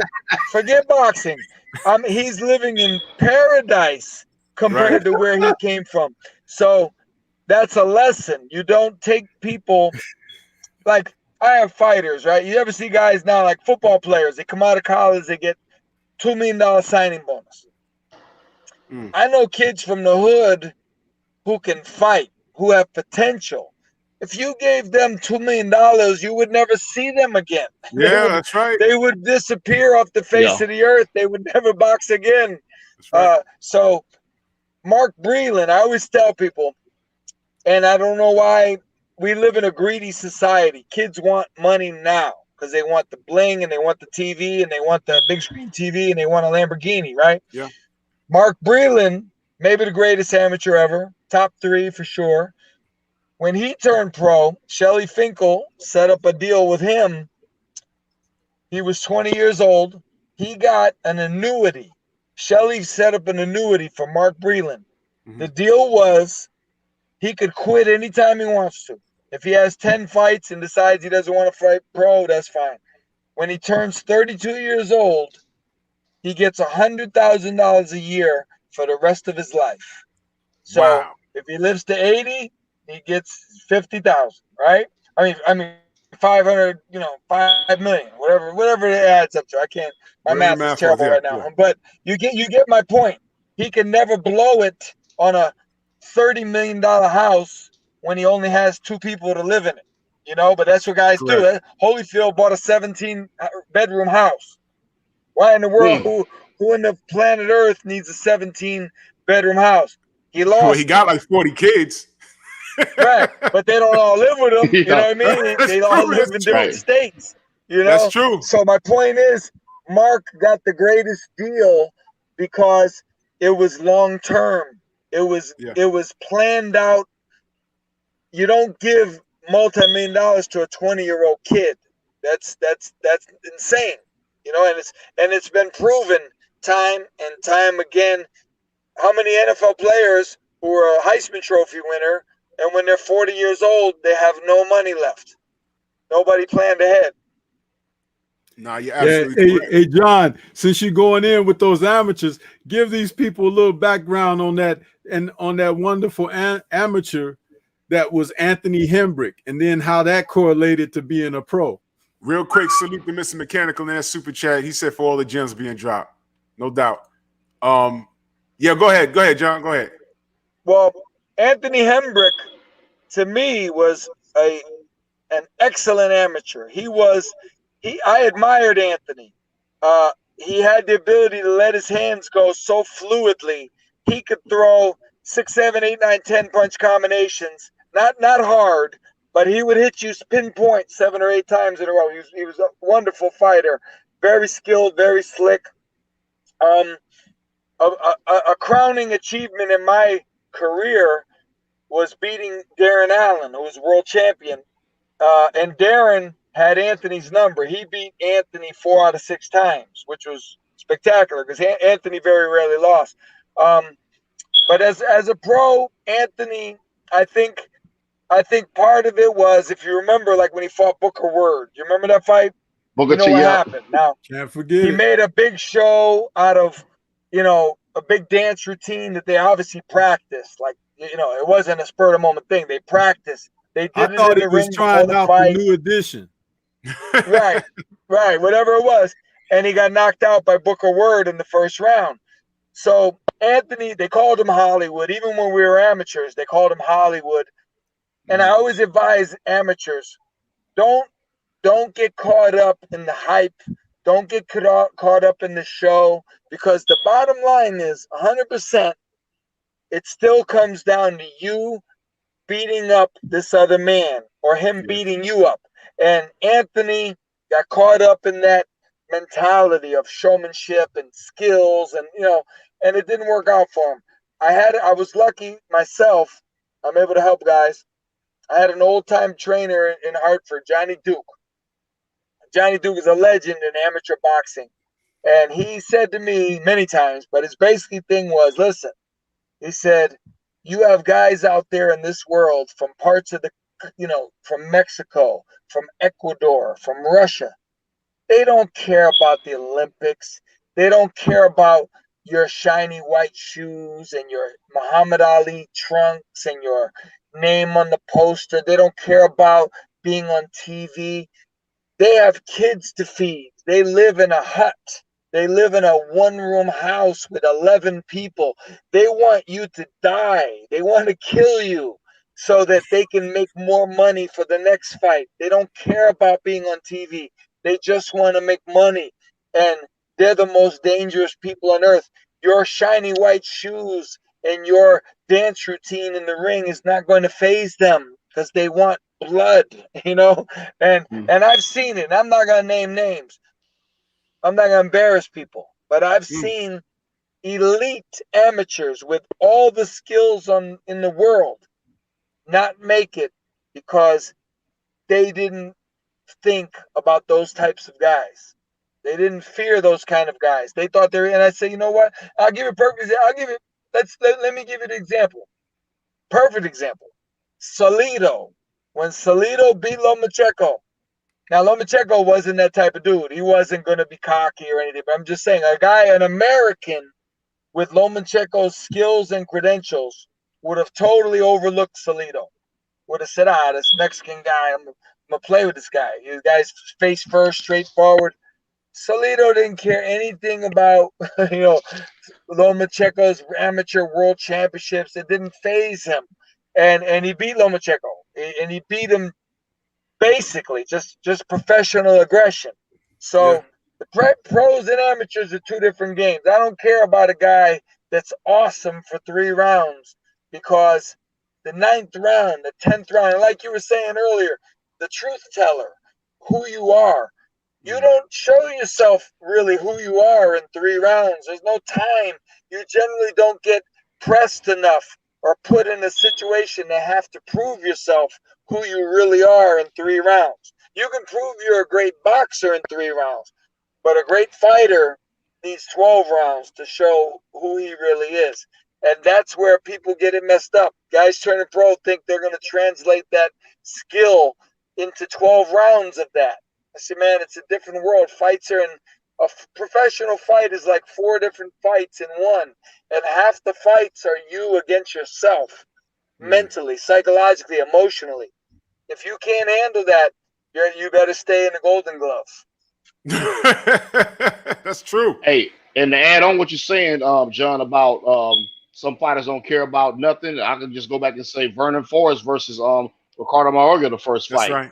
How he came in there There you go. dancing and had all them rap groups and stuff with him. Or rap group, I'm saying Right. groups plural, but and I mean, look, Mayorga. I love Vernon Forrest, but that's a perfect example. Yeah. Mayorga is from Nicaragua. You're talking you know, like a lot of guys in America would say, well, you know, I'm from the hood. You know, I came up tough. And you did. I don't dispute that. But your hood and a Nicaraguan hood are different places. It's different They're places, different. man. Yeah. We're talking different worlds. I had a guy in training camp with Artur, and this guy, and I honestly don't remember his name. He was a killer. This guy was a beast.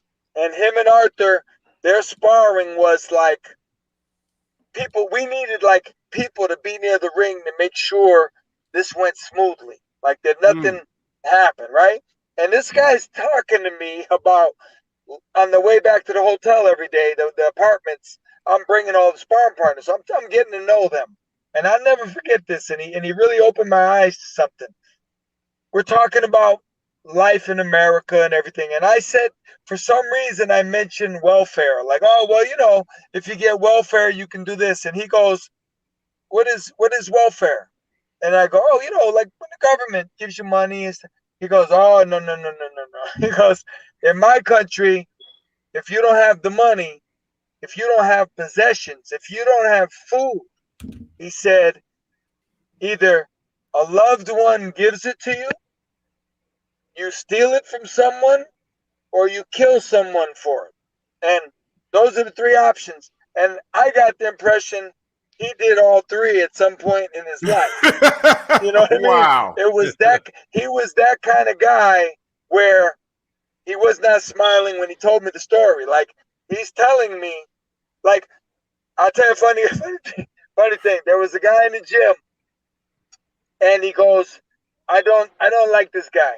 I go, why?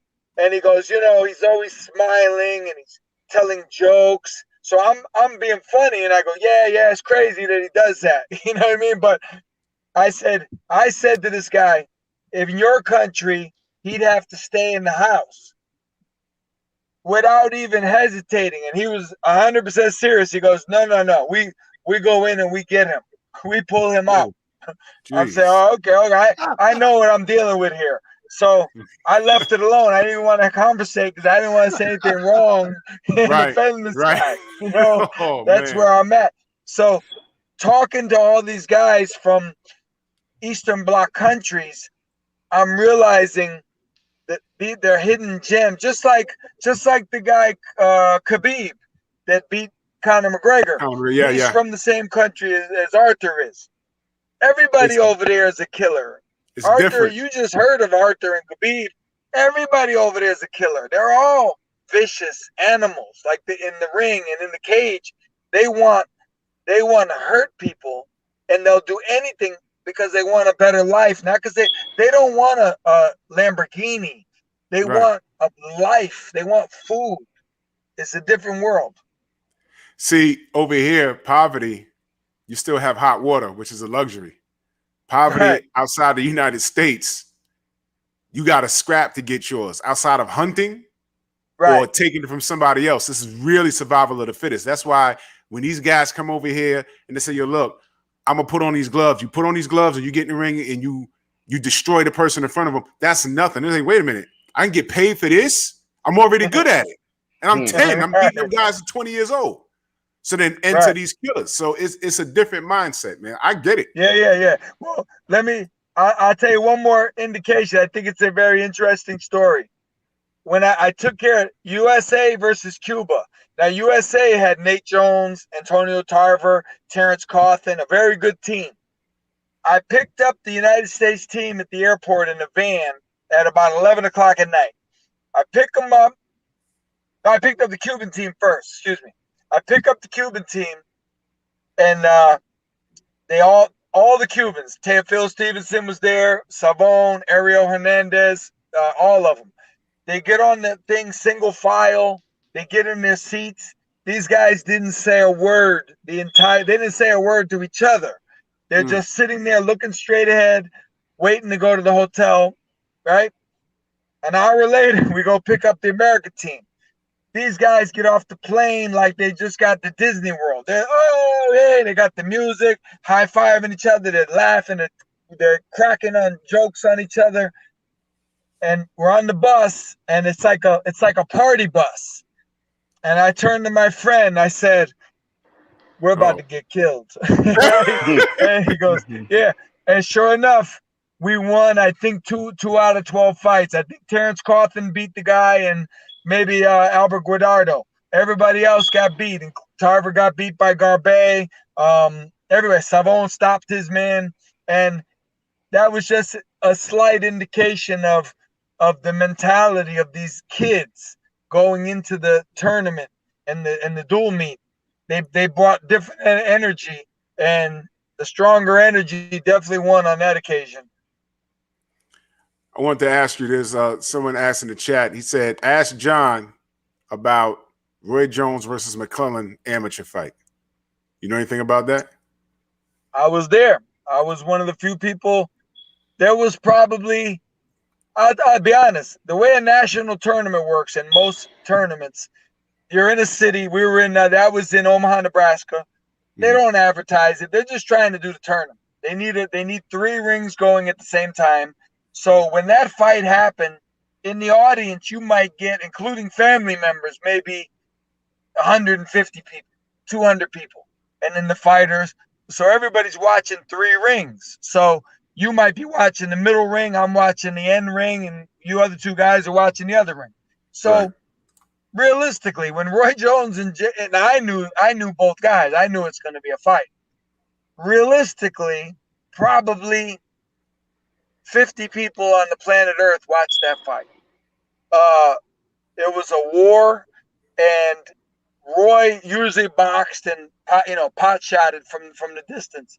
I remember he fought off the ropes a lot. He stayed on the ropes. Gerald was banging hard. I mean, hard. Both of them. It was like Hagler-Hearns for all 3 rounds. Instead of Hagler-Hearns, was Hagler-Hearns for the first round, really. Right. Roy and Gerald did that for 3 rounds. Roy was against the ropes most of the time, but he fought off viciously. Gerald got the decision, but what I do remember, we were all in training camp together a month later at Sugar Ray Leonard's gym, and Gerald was there, so I was sparring with Roy, and I said, oh, man, I'm going to get to box with Gerald McClellan. He wasn't sparring. I said, oh, what's going on? How come you're not working? He said, my jaw is still messed up from the fight with Roy last month. So Roy did his damage. It was a close fight. I would say, I thought at the time, if Roy got it, I wouldn't be surprised. There's no draws in amateur boxing, but Gerald pinned Roy to the ropes quite a bit. That was probably the reason he got the decision. Yeah, the amateurs are very different. The amateurs are very different. Just a couple more questions. Before I forget, my brother L-Dub, he wants to know Beterbiev versus Joe Smith by September 18th. Is that possible? I've heard it's possible in Madison Square Garden. That's what I heard. If it's in the Garden, I'm going. Yeah. Hey, like I said earlier, as far as a boxing fan who knows these guys, like Bivol is an important fight for Artur. But in terms of watching a fight, you're going to want to watch Joe Smith because Joe Smith is dangerous. Artur's dangerous. We know that.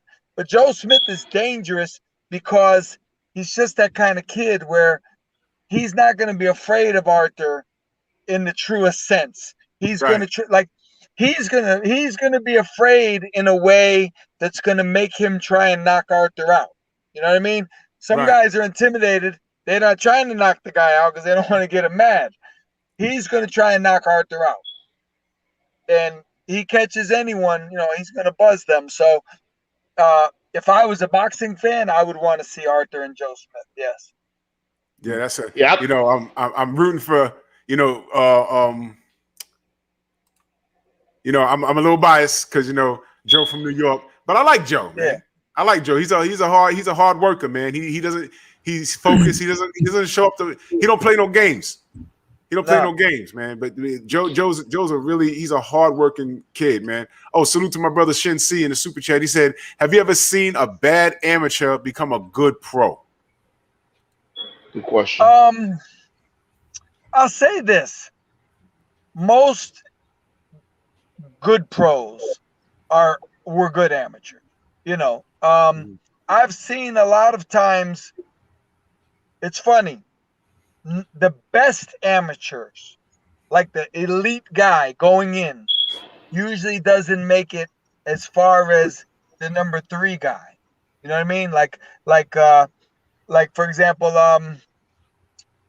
like Robert Salters won the Olympic trials over. A lot of people don't know. Bo had to beat Salters twice to make the Olympic team because he lost in the Olympic trials to Robert Salters. Now, there's a good chance you guys probably never heard of Robert Salters.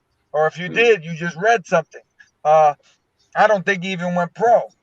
He beat Bo twice in the amateurs, and then Bo absolutely had to beat him to make the Olympic team. So if he lost one of those 2 last fights, Robert Salters would have went to the Olympics. There's a million examples like that. Evander Holyfield in '84, he got famous because he got robbed in the Olympics. Everybody knows Evander went to the Olympics. What most people don't know, he didn't win the Olympic trials. Ricky Womack won the Olympic trials. Right. Evander had to beat Ricky twice to make the team after the Olympic trials were over. Ricky Womack was supposed to go to the Olympics. Ricky ended up going to prison. That's why you guys never heard of him, or you might have heard a little something. You ask Evander Holyfield about Ricky Womack, his eyes are going to light up. He's going to tell you this guy was a beast. So, being an Olympian, being a great amateur, having a lot of great amateur fights has its benefits, 100%. But a lot of the best guys in the pro game were not top amateurs. They weren't the elite, but they certainly, there's only one guy I know for sure. If you remember Pito Cardona, Israel Cardona. Yes. Pito Cardona fought Spadafora for the title. Spadafora beat Pito for the vacant title. Now, Pito beat Ivan. I'll give a perfect example. As a pro, Pito Cardona beat Ivan Robinson on USA Tuesday Night Fights. Pito Cardona beat David Sample. Pito Cardona beat Golden Johnson. He beat many guys who were top amateurs. Pito Cardona had 2 amateur fights when he was 15 years old. That's it. He never fought amateur. He just was a tough kid who could punch, and he had the mentality. So I don't advise anyone to go pro with 2 amateur fights. I don't care what Pito did. You don't go pro with 2 amateur fights, but it can happen. There's guys out there, they're not good amateurs. They're not cut out for the amateurs. 3 rounds is too fast. They don't have that type of mentality. So people say, like, a lot of guys are fighting a pro fight and they go, how many amateur fights did he have? Now, if you tell them, he only had 7 amateur fights, they're going to relax and think that's a good thing. Don't fall for that. There's guys out there like Pito Cardona with 2 amateur fights. They'll take your head clean off. Yeah, that's what you call a gem. Like one in 1,000, but that's a gem. That's natural talent right there. Hey, just real quick. Yeah, I'm glad you brought that up, John, about Cardona. I talked to him a while back. He's got what do you call it? CTE? Am I saying it right? Yeah. I think So me and him talk on the phone sometimes, and I think his wife's sick right now. So everybody, give your prayers out to his wife. His wife's not doing too good. She's pretty sick. Oh boy. Yeah. So, but he's a good fighter though. Yeah, Pito. I see Pito every day. We go to the same gym. He helps work with the kids, and great guy. Like Pito's been working with kids almost as long as I have. Like when he was fighting 5 years before he fought for the title, he was in the gym with the kids, holding the pads, and really great guy. Shout out to Pito Cardona for sure. Yes, sir. Indeed. All right. Before we get out of here, I want your opinion on something. All right. Errol Spence versus Manny Pacquiao. Who you got and why? I'll tell you what. I'm not a betting guy. I don't bet. I've never bet on a fight in my life. right? Because I know too many things can happen. If I was instinctively, when I first heard that fight, the first 2 seconds of, hey, Pac-Man's fighting him, right away I thought, man, Errol's too big, he's too strong, he's too young, he's too everything. I gave it a little thought. If you watch Pacquiao, I mean, this guy's had maybe 70 pro fights, like 65. He's been a pro 25 years. He's 40-something years old. But if you watch his fight with Keith Thurman and didn't know who he was, you just watched the fight, you'd say, man, this guy's good. Who is this guy? This guy's really good. He didn't look like a guy with that kind of wear and tear. He's a special fighter. Him, if I had to bet $10, I'm going to bet Errol Spence.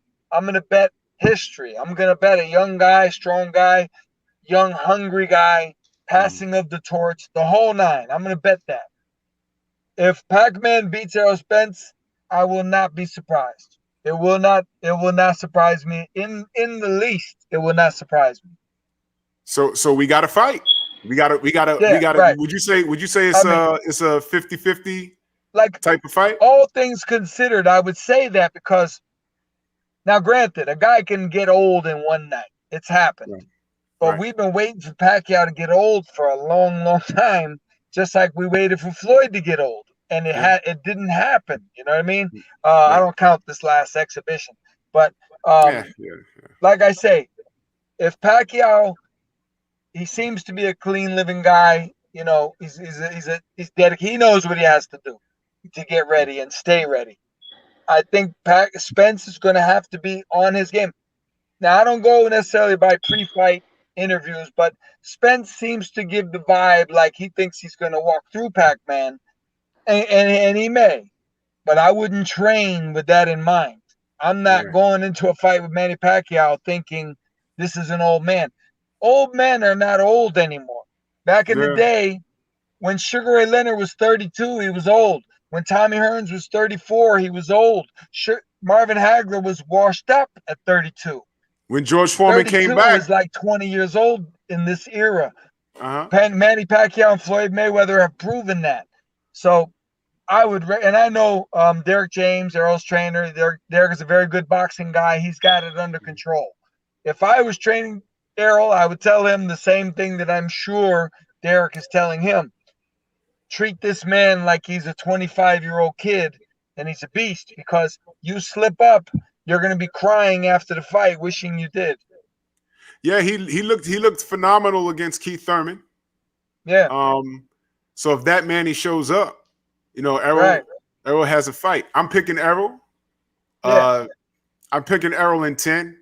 I don't know why I just keep seeing Manny just retiring in the corner, saying, you know what, enough's enough. The reason why I say that also is because Errol is a committed body puncher, and Manny does not like it in the body. He does not like it in the body, and he's gonna, you know, I'm not a trainer, but you got to take the air out those tires, slow him down, and if you can slow Manny down, it could happen. And it's too bad for Errol in a sense of, if he wins, he's not going to get full credit, because the fact is, you're fighting a 42-year-old guy. You're supposed to be the 42-year-old guy. Like, you're not supposed to lose to a 42-year-old guy. Maybe he gives you a good fight, passes the torch, but you're not supposed to lose to him. So if you beat him, anything less than a solid, convincing win, people are going to go, maybe Errol's not as good as we thought. So he's in a tough spot. He's got to really perform to get the credit he deserves for this one. Kind of like William Jobby versus Roberto Duran. Yeah, just like that. Yeah, like nobody thinks, that's a good example. Like nobody, when they say, if I said to you, who did Duran lose to? You're going to say Sugar Ray and Hearns. Nobody's going to say Jobby, because, you know, it is what it is. Mm-hmm. All right, man. That's great, man. Well, John, man, much appreciated, man. Much appreciated, man. And a lot of people in the chat didn't know you were such the historian. I mean, this was some great stuff. My whole life. Man, this was some. I definitely got to have you back, man. This is some great stuff, man. And thank you. The brother Stormy B, man.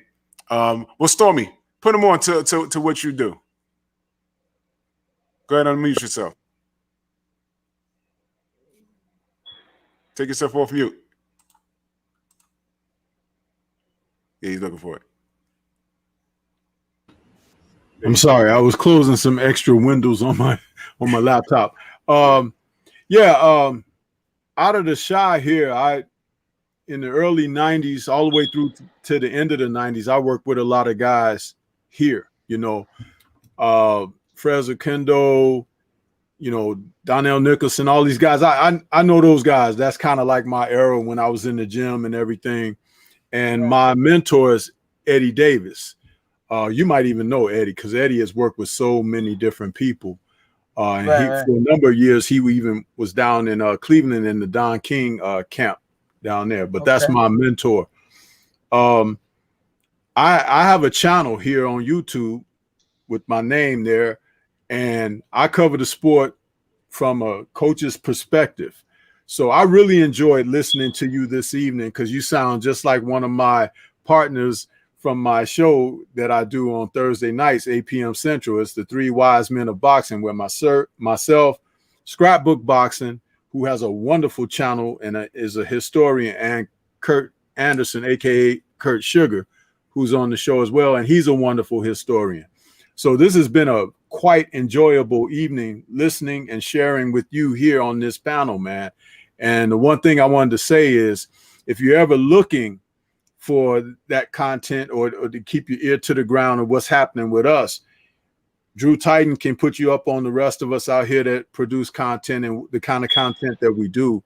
But it's straight up your alley, though, because I can tell by where you're repping, you definitely have a tremendous boxing mind, and respect to you for what you've done within your career as well. But you seem tailor-made for the coaching aspect of it, because just like myself, I embraced this coaching perspective and the knowledge that was just, it's a gift that comes, for me, more than being able to be a participant, which I did box some, but it just wasn't for me in that aspect. But to be able to teach and to be able to garner so much information and then share it with others, it's a gift. And I see that you have that as well. There was a question I wanted to ask that I didn't get a chance to ask earlier about Mr. Beterbiev. I had him, I do a list that I go over a couple of times a month on my Friday night show. It's called the Thunderous Top 10. It's the fighters who are the most, I feel, that are the most impactful. And he was in my list for the longest time. And after he fought Deans, is that how you pronounce his name? Yeah, I think it's Danes. Yeah, Deans. I'm sorry. And he was in my list, but he has since dropped off, and not because of anything he's done as far as, bad. It's like he's just not active enough. And I enjoy watching him fight. My question to you is this: I made the assessment in talking about him because I have a keen eye for fighters, and because he's your guy, I want to know, is this on par?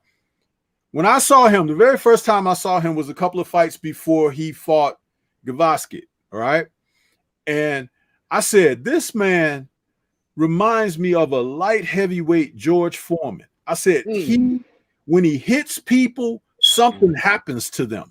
And now tonight you revealed that he fought in the amateurs at 200 pounds. So I'm like, this man, and Drew was sitting up talking about him twirling the dumbbells and everything. And I'm like, he's got it's a power that is freakish. It's like, you just don't see that a lot. Just like when George was a young man, you just didn't see it. You remember how he would hit that bag and he would leave an indentation in it. And I see the same thing in Artur. It's just that he's not active enough. And if you could see this guy, and Drew said earlier, he wants to see him fight Bivol. He smashes Bivol.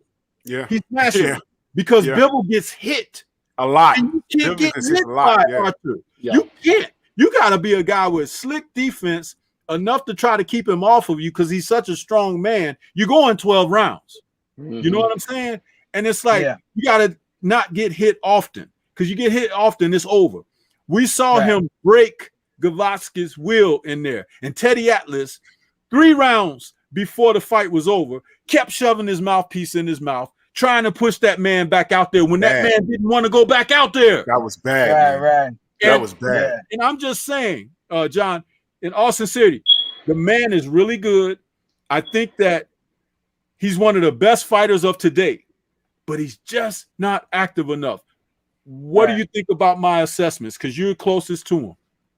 Oh no, it's no secret. Like we've talked about that for years. He wants to be more active. He went through contract troubles. He had to leave his promoter, Yvonne Michelle, to go with Bob Arum. So that derailed him. Then he had an injury with his shoulder, that derailed him. And then he got COVID, that derailed him. So I forgot between about all that. those things, believe me, it's no fault of Artur's in terms of not wanting to fight. Like, this man trains all the time. He is always in shape.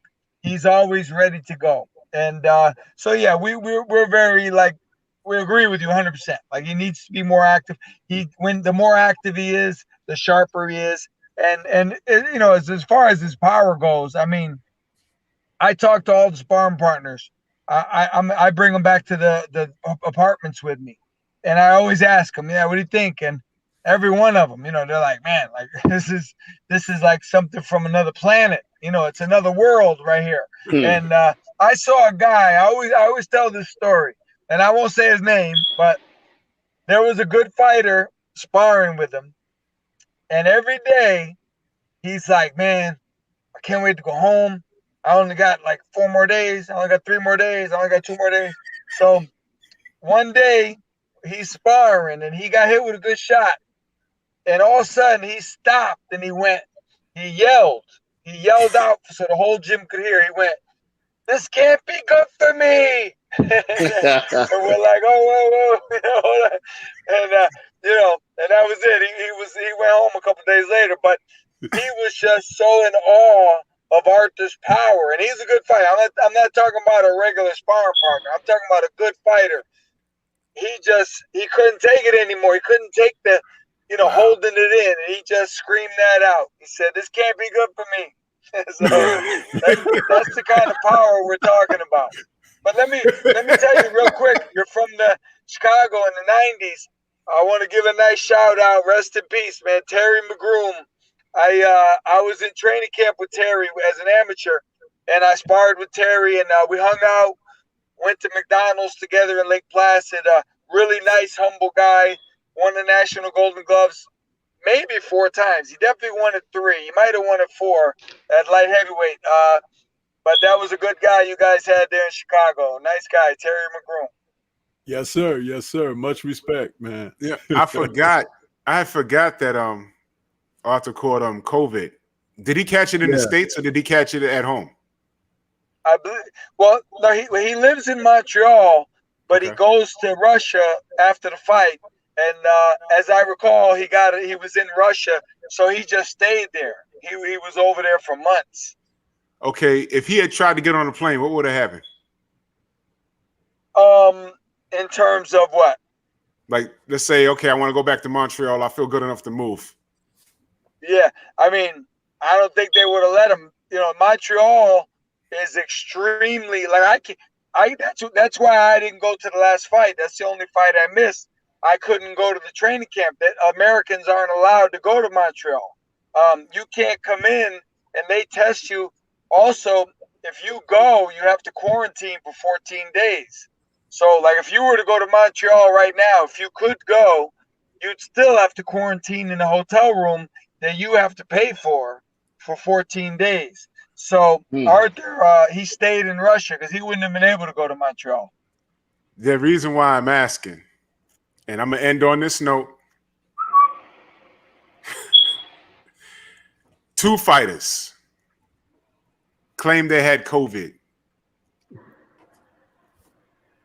and they were able to leave the country, and they headed back to Europe. Teofimo Lopez backed out of his fight against Kambosos. he said due to COVID. Then ESPN says, well, you know, he's on vacation in Italy. Yeah. How the hell did you get to Italy if you have COVID? So I was trying to find logic in that. I said, okay, maybe he was training over there and caught it, and now he has to quarantine, or what's going on? But they said, yeah, I didn't know that. That's a $1 million question. Yeah, so I'm wondering, and as of late, just fairly recently, the Gypsy King, Tyson Fury, catches COVID in his camp. I don't play with COVID. 4 people close to me died. 1 my age, the other 3 were younger. All right, they're dead. I don't play with that thing. All right, so when I hear that, it hits my heart. You understand? So I'm very sensitive towards it. So Tyson Fury's camp says, yeah, we got COVID. We got to postpone the fight. Fine. Then, strange thing, the people from Fury's camp that are from the UK are now in the UK. They got on a plane and went over there. How is this possible? But the Americans that were in the camp, F.A. Jogba was not American, but, you know, F.A. Jogba, Jared Anderson, the cook, the masseuse, Sugar Hill. It seems like the Americans were immune to COVID in that camp, but the Europeans took their ass home. Yeah. Your thoughts? I didn't even know that. To be honest with you, I didn't even read one article about it. Like, once I heard the fight was off, I didn't care why, because it's off. So I didn't care. I mean, like I say, I couldn't go to I didn't have COVID, but I couldn't go to Canada. Right. And then in the beginning, I couldn't go at all, and I couldn't go to Russia. They wouldn't let me go to Russia because of the the COVID. And if I did go, I would have had to go through all kinds of channels to get a visa. But then when I got there, I would have had to quarantine, I believe, for 14 days. So, I don't. That's a mystery. I don't know. I didn't hear about that, so I don't know. Yeah, these are the things, and that's why we're here. That's why I do shows like this, because I want to hear from the people within the industry. That's why I love talking to you, listening to you, and other people in the industry. We got people in the chat that are all from around the world. The brother Sid UK says, I'm from the UK, and we British can't go to the USA right now, regardless of COVID or not. If you are positive, you can't fly here or anywhere in Europe. They require a negative test before flights. Tyson Fury is now in the UK, but he has a home in Vegas. So if he had a positive test, why didn't he just hang out in Vegas? How did he get on the plane? And the reason why I'm aggravated at this, because I have my timeshare ready. I bought my flight. I bought my tickets. I got some time off from work. I was ready to go. And then he pulled this. But this is not, that's a whole nother show. This is not new behavior from this guy. He does things like this. And, now I know. And everyone's having a problem getting money back. They're telling us the event's postponed. It's not canceled. But some people are just done with it. They don't want to deal with this guy. So I don't know, man. But this is just bad all around. And Joseph Parker was in the camp. Right, he had a negative test, but he shows up at the UFC event last night with pictures, taking pictures. But you was training in a UFC gym, and a certain amount of people get COVID. They didn't lock down the gym and start giving tests and making people go quarantine. What if you bought a UFC ticket and Joseph Parker's right next to you, and you find out, you was around Fury's camp with these guys with COVID, and you're here with no mask, laughing and taking pictures. What are you doing? Get away from me. My opinion, there's no COVID. Right. That guy's going home to cycle off of some juice. That's just my opinion, man. Don't trust that guy at all, man. But John, thank you so much, man. Thank you so much, man. This has been so informative. Please connect with Stormy B, man. He has a wonderful show, wonderful channel, man. Those guys are historians, man. Stormy, Scrapbook Boxing, Curtis Anderson. That's right up your alley, man. When historians like you and Stormy talk, I just listen. I know boxing, but you guys know boxing. So I do more Yeah, listening than I do talking. We would love to get you on the show with us, the three wise men, man. You'll fit right in, bro. And you can always go to my channel. I'm in, man. I'm in. You can go to my channel and you can look through the archives and see our shows. That's the name of it, the Three Wise Men of Boxing. We do that show every Thursday night at 8 p.m. Central. But if you go to the channel, you can just flip through some of the the content. But that show in particular is where we would like to steer you toward, because I think that content is right up your alley. Well, listen, you get my number from Anthony, call me or text me, and we'll set it up. Sounds great. Sounds great. Beautiful. Yeah, I'll shoot it to you, All right, Stormy. guys, I'll shoot it to you. Okay. All right. Hey, look, I appreciate it, man. You guys are great, man. It was a great show. I appreciate you guys having me. No problem, For sure. man. Anytime. And we'll talk, man. Definitely, John. Thank you again. I appreciate you. Thank you. All right, guys. Have All a right. good night. All right. That's the show. Have Good. a good night, y'all. Bronx on Hey, deck. see y'all later, man. Peace, y'all. Yes, yes. Peace. Move!